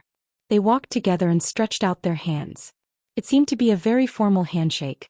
The black-robed man didn't hesitate. He rushed out of the woods like a black eagle. Lightning flashed and thunder roared inside and outside the woods. A large amount of dazzling lightning burst out. The black-robed man's figure seemed to have become blurred in the lightning all over the sky. Horsewoman, who was ready to turn the car around, changed her face dramatically. She broke through the windshield in the car and sprinted forward at full speed. In the rear, the enchantress, who was a little slower, also noticed the situation. She was like a phantom charging at full speed. Two slender and plump female figures rushed out of the woods behind the black-robed man. Both of them were wrapped in black clothes. They tried their best to stop the rescue of Horsewoman and the enchantress. In an instant, the dazzling lightning shattered the nearby woods. The four masters at the peak of the thunder-shocking realm fought with all their strength, risking their lives.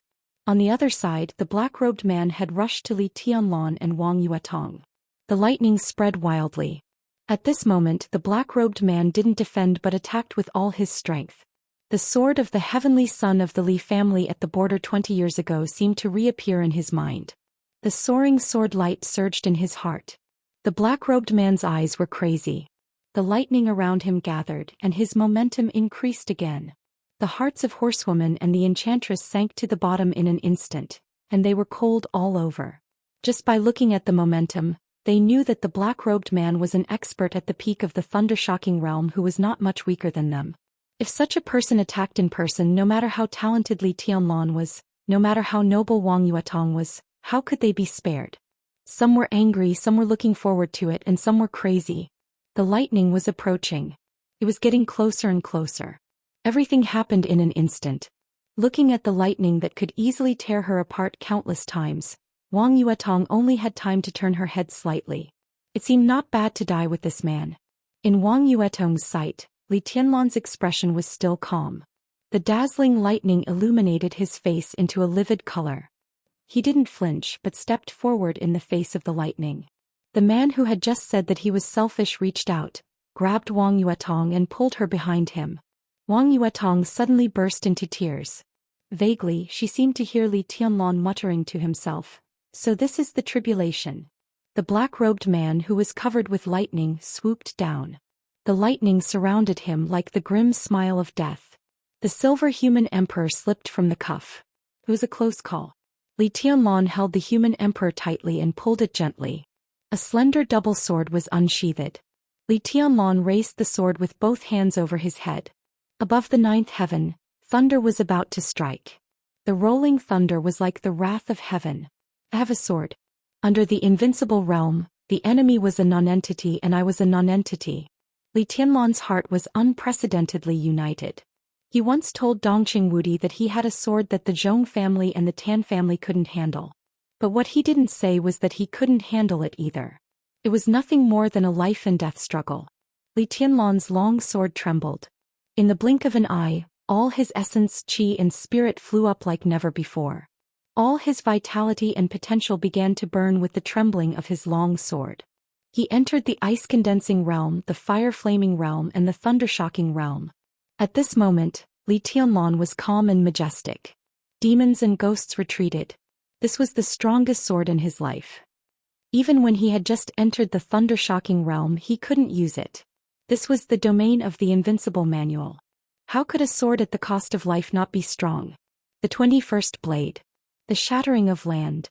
The almost invincible lightning rose from the tip of the sword. Li Tianlan's body was straight, but his hair suddenly turned white. Chapter 81. Please subscribe. I only need 6 or 7 yuan a month at most. It's just the price of a pack of cigarettes. Please support me as much as you can, thank you. The wind blew and the clouds moved. There was a sudden thunder. No one could describe this sword move.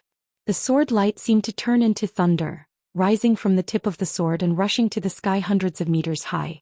In the surging wind and surging clouds, the whole world seemed to be connected in a line in an instant. This was not a sword move at all, but a momentum that seemed to burst out crazily. This was a sword move at the cost of life, the most extreme sublimation and release of essence, qi and spirit. Li Tianlan's expression was calm, his eyes were dead and gray, and the light also became dim. This sword move seemed to have gone through decades of time. His hair turned white in an instant. His face did not change, but he gave people a feeling that he had completely aged and was almost non-existent. Only the overwhelming sword qi was still raging and surging. It was endless. The lightning in front of the black-robed man was like a firefly in front of the bright moon, dim and lightless. He was still sprinting at full speed, but his pupils contracted completely, and his expression was terrified. In front of him, Li Tianlan seemed to have completely disappeared. In all his senses, there was only a sword that seemed to be able to easily smash everything in the world. The majestic sword intent appeared suddenly like a storm, but it was natural. With Li Tianlan as the center, all the air around him began to twist and shake like never before. Li Tianlan stood with his sword, but his whole body became more and more erratic. The world was in front of him. I was outside the world. 21st Blade, the shattering of land. This was not a simple move, but more of a kind of spirit and momentum that went forward bravely, fearlessly, ignored defense and dared to smash everything. He concentrated everything on the sword and really, completely broke out. At this moment, when he was still fearless in a desperate situation, Li Tianlan suddenly realized the meaning of the existence of this sword move. Kill the enemy, kill himself, shatter the mountains and rivers, shatter the world and go forward. Everything happened in an instant. The thunder light between heaven and earth was completely formed. Wang Yuetong, who was behind him, suddenly took a step forward and gently but firmly hugged him from behind. She chuckled and said, "I'm being cheap again, but I'm willing." No. In the distance, the enchantress's almost heart-wrenching scream suddenly sounded. The sound came through the air. The sword light could topple mountains and overturn oceans. The figures of Li Tianlan and Wang Yuetong had completely turned into lightning. The sword intent between heaven and earth condensed, carrying the pride and majesty of the Li family for hundreds of years. The figure of the black-robed man had already appeared in front of Li Tianlan.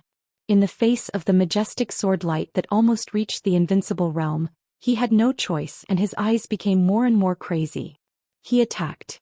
The sword light fell. Seal. In the distant sky, a low voice suddenly sounded. The voice was not loud, but it seemed to reverberate in the depths of everyone's heart. It was low and hoarse like the mumbling of the Grim Reaper. Everything in the surroundings seemed to freeze in an instant. All of a sudden, the figures of Li Tianlan and Wang Yuetong became clear, as if they had lost contact with the sword intent of the shatter of land. The lightning on Black-Robe's body also stopped for a moment. The black-robed man was not surprised but happy, even ecstatic. He could not see anything behind him, but Li Tianlan was only 3 meters away from him.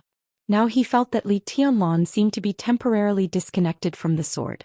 This was simply the best opportunity for him. It would only take 1 second to kill him and escape unscathed. The lightning around Black-Robe suddenly expanded. Without hesitation he attacked with all his strength. Instant. The deep and hoarse voice in the distance softly murmured again.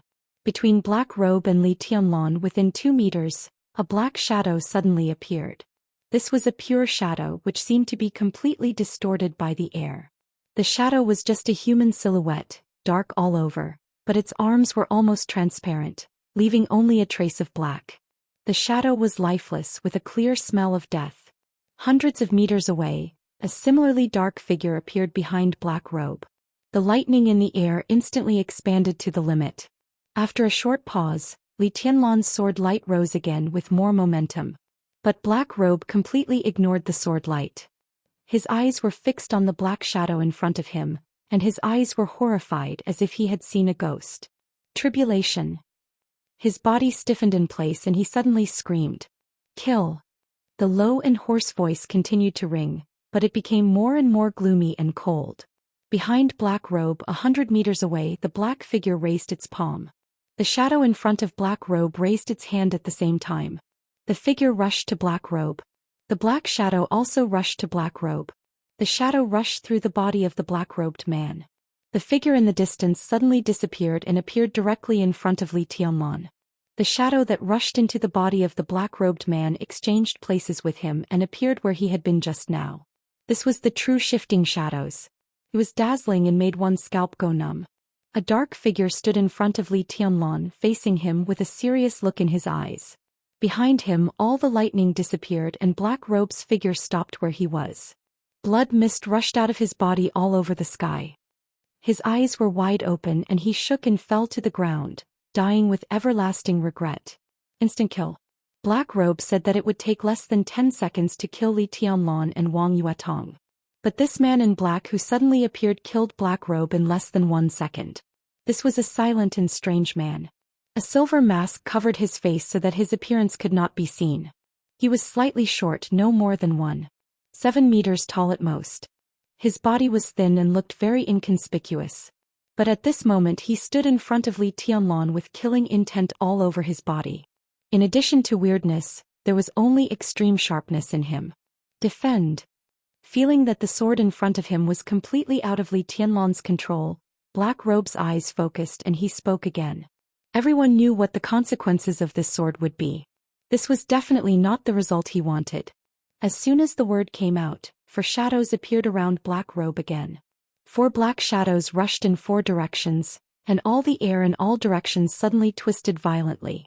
There was no thunder, no raging fire, and no ice. After the harsh sound, there was a crazy surging air wave whistling like a tide. All the air was twisted in a visible form and gathered in Li Tianlan's direction. On the other battlefield, whether horsewoman, enchantress, rose, or moonlight, the lightning around everyone began to flicker, and it became weaker and weaker in the turbulence of the air. Let's go. Moonlight's expression changed. She looked at Black Robe's body on the ground and pulled Rose to break out of the encirclement without hesitation. Black Robe standing in front of Li Tianlan did not stop them. He just stared at Li Tianlan in front of him and his eyes became more and more serious.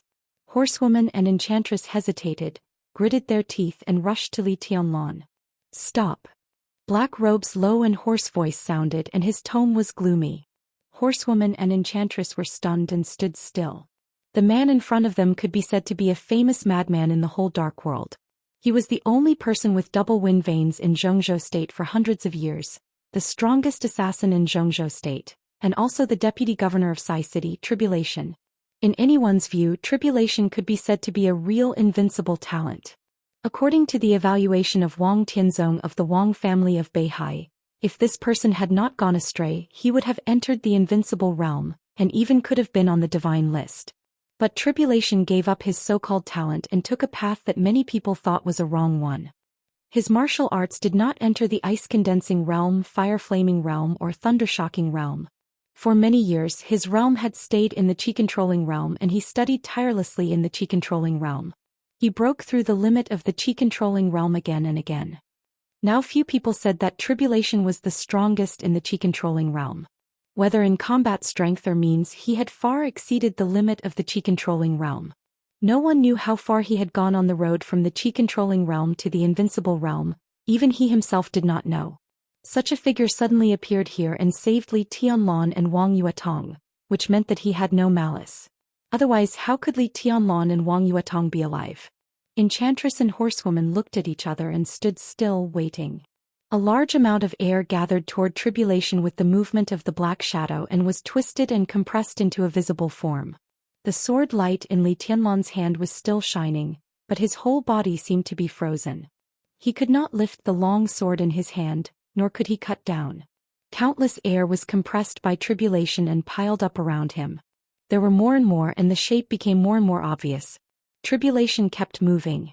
An oval formed by compressed air had gradually appeared around Li Tianlan, like a giant cocoon. Clouds of vague and twisted air compressed by Tribulation piled up around Li Tianlan. His and Wang Yuetong's figures gradually became blurred, and only a dazzling lightning was still shining in the air. Destroy. Tribulation's eyes narrowed slightly under the mask and he spoke softly. Boom. The air around Li Tianlan suddenly surged and exploded. The air whistled and the lightning flashed. With Li Tianlan as the center, a large wave of air flew up in an instant. Tribulation's figure flashed, and he had already exchanged places with the shadow in the distance. He watched all this silently, frowning. The wave of air rolled over the dust and swept through the woods. The dense sword intent directly raised the woods within dozens of meters to the ground, and the dust was flying. In the air there was still a large amount of lightning surging with the air around Li Tianlan, entangling with each other. This sword is no longer under Li Tianlan's control. If he uses it he will die. Tribulation wants to force this sword back. This lunatic. Enchantress muttered to herself. What will be the result? Horsewoman asked subconsciously. She was responsible for protecting Li Tianlan, but the object of her protection became like this. Horsewoman's face was pale and she was a little scared. Who knows? This kind of thing has never happened before. The best result should be that he can survive and Li Tianlan will be half disabled, right? Enchantress shook her head and said absent-mindedly. She was obviously worried about Wang Yuetong now. Horsewoman's body shook slightly. At the thought of the boss's possible thunderous rage her scalp went numb. The lightning and the air were wearing away around Li Tianlan. In the distance Tribulation suddenly spat out a mouthful of blood. His eyes grew colder and colder and he opened his mouth again. Stop. The lightning stagnated again. Countless air masses surged violently and quickly dissipated. The dazzling lightning immediately became dimmer. The air masses dissipated and the figure of Li Tianlan, whose hair was already white, gradually became clear. Wang Yuetong stood beside him, tears falling like rain. The shining lightning finally dissipated. A large number of air masses also disappeared completely. Puff. Li Tianlan, whose hair was white, knelt on the ground on one knee and spat out a mouthful of blood. Senior brother. Wang Yuetong's voice was frightened and desperate. She didn't know how terrifying the sword just now was, but Li Tianlan was only in the chi-controlling realm. How could he not pay a price for such a terrible sword? Wang Yuetong didn't even dare to think about what the price was. The blood spat out from Li Tianlan's mouth was strangely red, which was dazzling and mournful. Tribulation's body moved slightly, and he switched places with his shadow again, appearing beside Li Tianlan. That sword was so horrible that I could barely suppress 70% of it. How are you now? Tribulation looked at Li Tianlan calmly and asked. Li Tianlan shook his head in silence, wiped the blood from the corner of his mouth and said, Thank you. We're on the same side. Don't mention it. Tribulation's voice softened a little. I'm Tribulation, the Deputy Governor of Sai City, and also the Deputy Director of the Teaching Office of the Sky Academy this term. I'm in charge of the assassination course. Not far away the enchantress, who clearly heard all this, trembled slightly, and her rushing footsteps also stopped. The Deputy Director of the Teaching Office of the Sky Academy this term in charge of the assassination course? How could Zhuang Huayong invite this great master who he couldn't suppress at all? Li Tianlan was also stunned. The Deputy Governor of Sai City, one of his own, he smiled. It seemed that he didn't have to worry about the position of Sai City, which seemed to be a good thing, but now he couldn't be happy in any way. How are you now? Looking at the white-haired Li Tianlan, Tribulation's eyes flashed and he asked again with a hint of concern in his tone that he didn't even notice. In this short time he even talked more than he usually did in a week. Li Tianlan just silently reached out his hand. In his palm the air was slightly twisted, and a dazzling thunderbolt bloomed in his hand, gorgeous and dazzling. Li Tianlan looked at the thunderbolt in his palm, and smiled absent-mindedly and bitterly. Under the mask, no one could see Tribulation's expression, but his eyes completely changed. At the same time the enchantress and horsewoman changed their expressions. How could you still be in the thunder-shocking realm? Didn't you suppress it with that sword strike? Horsewoman opened her mouth subconsciously. Her voice trembled and her face became extremely ugly. After that sword strike, Li Tianlan was still in the thunder-shocking realm, which was definitely not a good thing. After all, this was not his own realm. His physical strength still stayed in the chi-controlling realm. What did this mean?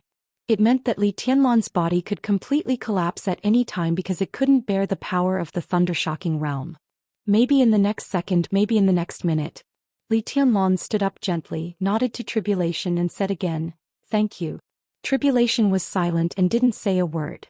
Li Tianlan gently turned around and looked at the Sky Academy on the other side of the water in silence. Only he knew exactly his current physical condition. the shattering of land. After all, tribulation couldn't completely suppress that sword strike. With the release of sword energy, his vitality was also released. It was almost impossible to suppress that sword strike. It was a miracle that tribulation could suppress it. But how could he suppress his realm if he didn't completely suppress it? Now Li Tianlan still had one foot in the Qi-controlling realm, but the other foot had stepped into the thunder-shocking realm. One foot in the Qi-controlling realm, the other foot in the thunder-shocking realm. Such a situation had never happened in Zhou state for hundreds of years. Announcing this reader group, 670548567. You can come here to discuss the plot. I'll inform you as soon as there's an update, and I'll tell you in advance if it's late. I'm always on call in the group. Chapter 82. Please subscribe, 6 or 7 yuan a month.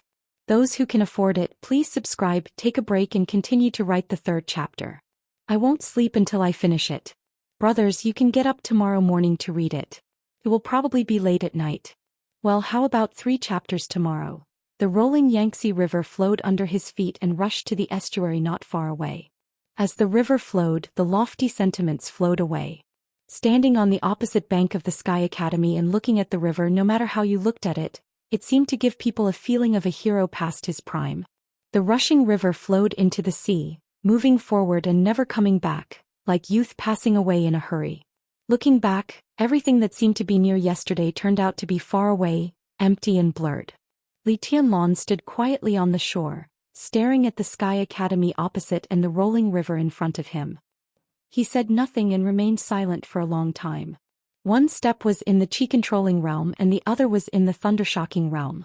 At this moment, it could be said that he was the strongest in his life. He dared to fight with anyone under the invincible realm. But it was also the most lonely time for him. The contradictory feeling of emptiness and expansion in his body kept alternating. From top to bottom at this moment, Li Tianlan felt like an inflated balloon. Seemed to be expanding, but it was empty inside. It was power that was expanding. It was life that was empty. The afternoon sun was just right and the flowers were blooming in the warm spring weather. In the refreshing weather, there was a sudden gust of wind and the wind drifted away with the river. Li Tianlan's white hair rose slightly with the wind, and a few pale and lusterless hairs fell down in the wind. They crossed the sight of several people present and finally fell in front of Wang Yuetong. At this moment, everyone could feel Li Tianlan's extremely abnormal strength, but they could also clearly feel his fragility. Under that powerful momentum, his body seemed to be vulnerable. It seemed that if the wind was stronger, his body would be directly shattered by the wind and dissipate between heaven and earth. Senior brother. Wang Yuetong's tears, which had been stopped, suddenly broke down like a broken dam. She cried and walked to Li Tianlan's side, trembling and saying, "Why is this happening? Why is this happening?" Li Tianlan continued to be silent. Wang Yuetong covered her mouth tightly, and tears instantly wet the back of her white and tender hands. The girl, who did not cry even when Li Tianlan called her a bitch not long ago, trembled and cried miserably. Not only Wang Yuetong but also Horsewoman and the Enchantress were suffering. He possessed the wind and thunder veins and had entered the thunder-shocking realm at a young age. How terrifying was his potential! In time, after entering the invincible realm, he would definitely be a strong contender for the top 5 or even the top 3 on the divine list.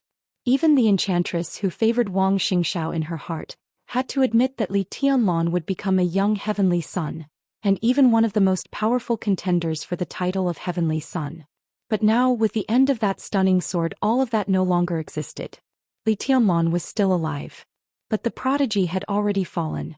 How long could he live in this state? Even if he could live for a long time, did he still have anything to do with the invincible realm after burning all his potential and vitality? He would never reach the invincible realm. How cruel was that for a person like Li Tianlan? Looking at the back of the white-haired, desolate and lonely figure, the Enchantress was silent, and her heart seemed to be a little sad. No matter how unwilling I am, what can I do? Li Tianlan looked at the river and finally spoke. His voice was very low, as if he was muttering to himself, "What can I do?" This was the second time he said this. The first time he said it, he was in the opposite Sky Academy. At that time, when he asked himself this question, the answer in his heart was extremely clear. But this time, when he asked himself again, there was only confusion left. Senior brother. Wang Yuetong, who was trembling and crying, carefully took Li Tianlan's hand and sobbed. Come back to the Wang family of Beihai with me. I have a way to save you. I must have a way to save you. Li Tianlan took a deep breath. His chest rose and fell visibly. He inhaled and exhaled. It seemed that all the unwillingness and resentment rushed out of his body along with his breath. His pale face, which was almost transparent, became calm again. Looking at Wang Yuetong, whose voice was hoarse and whose delicate red lips were bleeding, Li Tianlan said softly, Have you forgotten? He pointed to his chest and said softly, We are enemies. Wang Yuetong shook her head desperately and her voice was sad.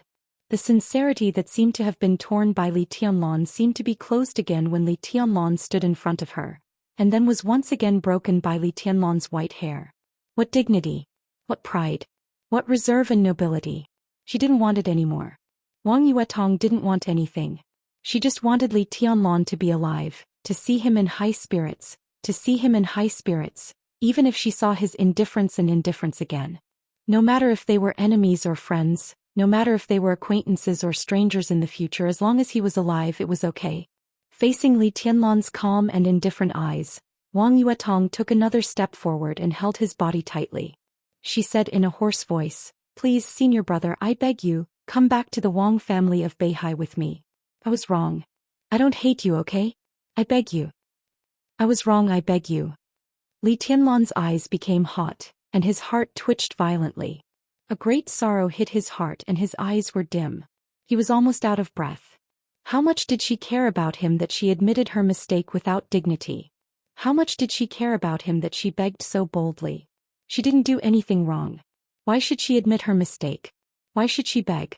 She was the youngest daughter of the young generation of the Wang family of Beihai who was most favored by Wang Tianzong.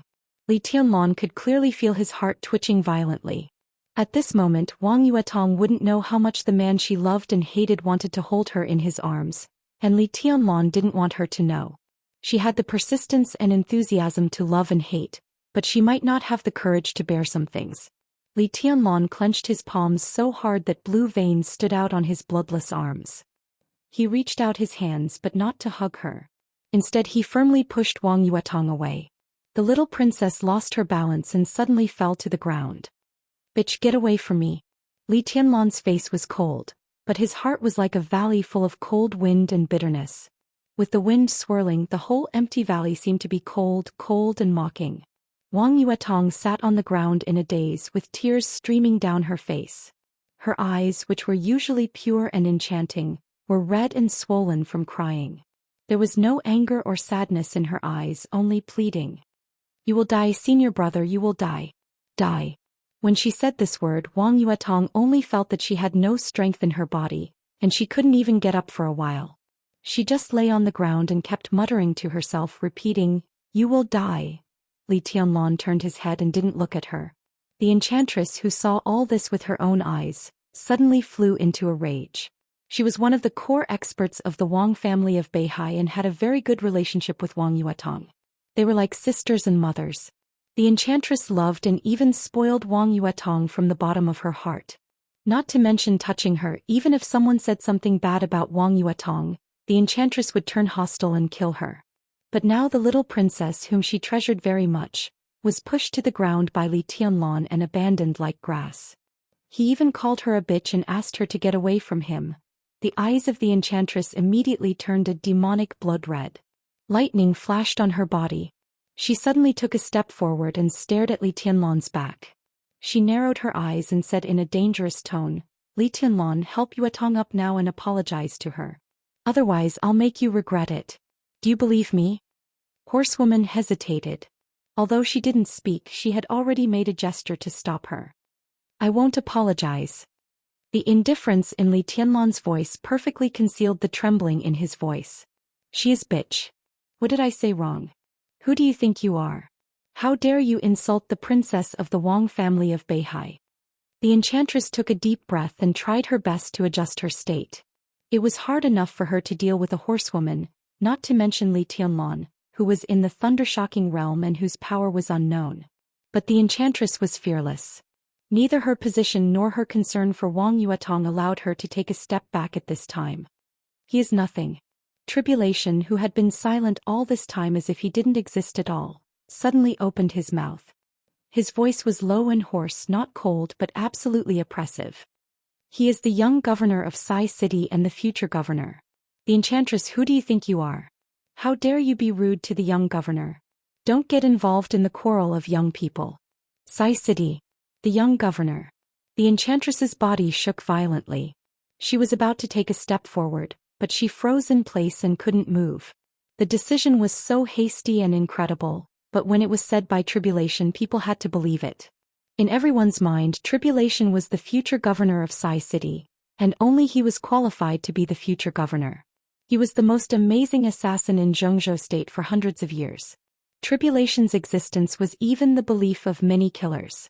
He broke through to the invincible realm at the Qi-controlling realm.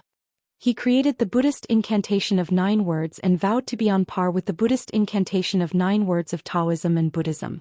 What kind of courage and talent was this? If he could really enter the invincible realm from the Qi-controlling realm, even Situ Tsangyue couldn't suppress him. Such a person gave up the position of governor and would rather stand behind Li Tianlan? Why on earth? The enchantress took a deep breath. She had to move forward. Even if she knew she was no match for Tribulation, she didn't want to give in at all. Do you want to stop me? Go away. Before Tribulation could speak, Wang Yuetong suddenly screamed in a helpless and desolate voice. The enchantress was stunned and stopped where she was. She looked at Wang Yuetong with sad eyes. Wang Yuetong got up from the ground and glanced at Li Tianlan in a daze. Then she suddenly turned around and ran away without looking back. The enchantress glanced at Li Tianlan coldly and followed her without hesitation. Li Tianlan still stood by the river, motionless like a statue. Whether it was the young governor of Sai City or the provocation of the enchantress, he didn't seem to hear them. The news, which was enough to shake Zhou State, seemed to be blown away by the wind and disappeared in his ears. Tribulation glanced at Li Tianlan with some appreciation in his eyes. He was an assassin, but he was not an emotionless machine. The relationship between men and women was difficult and entangled. To put it simply, it was nothing more than an apology or a confession. When he came, he saw Wang Yuetong and Li Tianlan hugging each other with his own eyes. A girl who was willing to die with him. No matter what happened before, it was all in the past. It was because it was over that he should cherish it more. He could understand Li Tianlan's indifference, and he believed that the enchantress could also understand it. At this time, pushing Wang Yuetong away was exactly the most responsible thing to do. He had the courage to push Wang Yuetong away, but he didn't have the courage to let Wang Yuetong accept the separation of life and death. Wang Yuetong said that the Wang family of Beihai had a way to save Li Tianlan. There might be such a way, but it was definitely not something that Wang Yuetong could get, unless Li Tianlan sold his life to the Wang family of Beihai in the future. And the possibility was not too big. At least in Tribulation's heart, this young man's cold words were very manly. Sadness, even hatred, was much better than the heartbreak when they parted, right? For example, his sister, the governor of Sai City. Tribulation's eyes were in a trance. He looked at Li Tianlan and was about to speak. On the other side of the river, an elderly figure was already rushing over along the bridge. It was Zhuang Huayang, the headmaster of the Sky Academy. Tribulation stood where he was, calm and collected. Zhuang Huayang, who noticed the battle on the shore, rushed over almost immediately. Looking at the end of the battle and Li Tianlan, who had white hair and a strong but empty aura, Zhuang Huayang's heart suddenly sank, but he still asked, "What's going on?" Li Tianlan didn't speak. Tribulation didn't speak either. Horsewoman, who was distracted, didn't bother to say anything. Zhuang Huayang's heart kept sinking to the bottom. The white hair was a sign of excessive burning of life and potential. What did it mean? Hopeless and invincible. Zhuang Huayang's heart trembled slightly. The academics had finally found Li Tianlan, the most valuable person to cultivate. Was it going to lose him? If so, what would the academics' attitude toward Li Tianlan in the future? Zhuang Huayang didn't want to think too much and didn't dare to think too much. He just said, "Let's go back to the Sky Academy first." "I'm not going back." Li Tianlan finally spoke. He stared deeply at the Sky Academy on the other side of the river and said slowly, "It's meaningless." He slowly turned around and walked away. "Where are you going?" Zhuang Huayang and Tribulation said in unison. "Home." Li Tianlan said lightly. A black Mercedes-Benz rushed to the river at almost full speed. The bright car ignored the obstacles in the battlefield, roared and finally stopped near Li Tianlan. The door opened and Qin Weibai got out of the car in a hurry. When she saw Li Tianlan with white hair, she was stunned as if struck by lightning. Li Tianlan looked at Qin Weibai quietly. The corner of his mouth twitched, and his eyes suddenly turned red in front of his woman. His tone was no longer indifferent and calm, but with a kind of unconcealable bitterness. He said in a trembling voice, "I'm sorry, I'm afraid I'll let you down in the future." Qin Weibai, who was dressed in formal clothes, trembled slightly. She clenched her fists tightly and her nails pierced into her palms. In an instant blood gushed out. She took a deep breath and slowly came to Li Tianlan. Her eyes were still gentle. "Boss." Horsewoman came to Qin Weibai with some uneasiness and called her softly. Slap. Qin Weibai suddenly swung her hand and slapped Horsewoman hard in the face. Horsewoman's tall and plump body staggered backward. She didn't dare to resist at all, just bowed her head and said nothing. Her face was stained with the blood of Qin Weibai's hand, but she didn't wipe it. She just stood quietly. "I don't want to listen to your explanation. Get back in the car and come with me." Qin Weibai's voice was still cold, but there was a kind of almost irrepressible madness and rage in her words. Horsewoman said nothing and directly got into the Mercedes-Benz. "I don't blame her. Really." Li Tianlan looked at Qin Weibai and explained in a low voice. Qin Weibai looked at Li Tianlan again. Both her eyes and her tone became unprecedentedly gentle. "Do you trust me?" Li Tianlan nodded without hesitation. Qin Weibai raised the corner of her mouth and smiled brightly. She put her arms around Li Tianlan's neck and kissed him gently on the corner of his mouth. She whispered, "You'll be fine. Wait for me to come back." She took 2 steps back, took a deep look at Li Tianlan and turned to the Mercedes-Benz. When she opened the door, Qin Weibai glanced at Zhuang Huayang, who was walking over, and said in a cold voice, "Zhuang Huayang, tell the chief behind you that in half a month, at most half a month, I'll return you a good Tianlan. During this time you'd better not have any evil thoughts." She sat in the car and said calmly, "Go to Billy's state right now." Flaming Fire, who was driving, responded and started the car. The car suddenly sped up. There was a dead silence in the car. Qin Weibai sat alone in the back row. She pressed her lips tightly and her dark and calm eyes flickered slightly. It was determination and madness at all costs. Thank you 5447229 Killer AK for your support.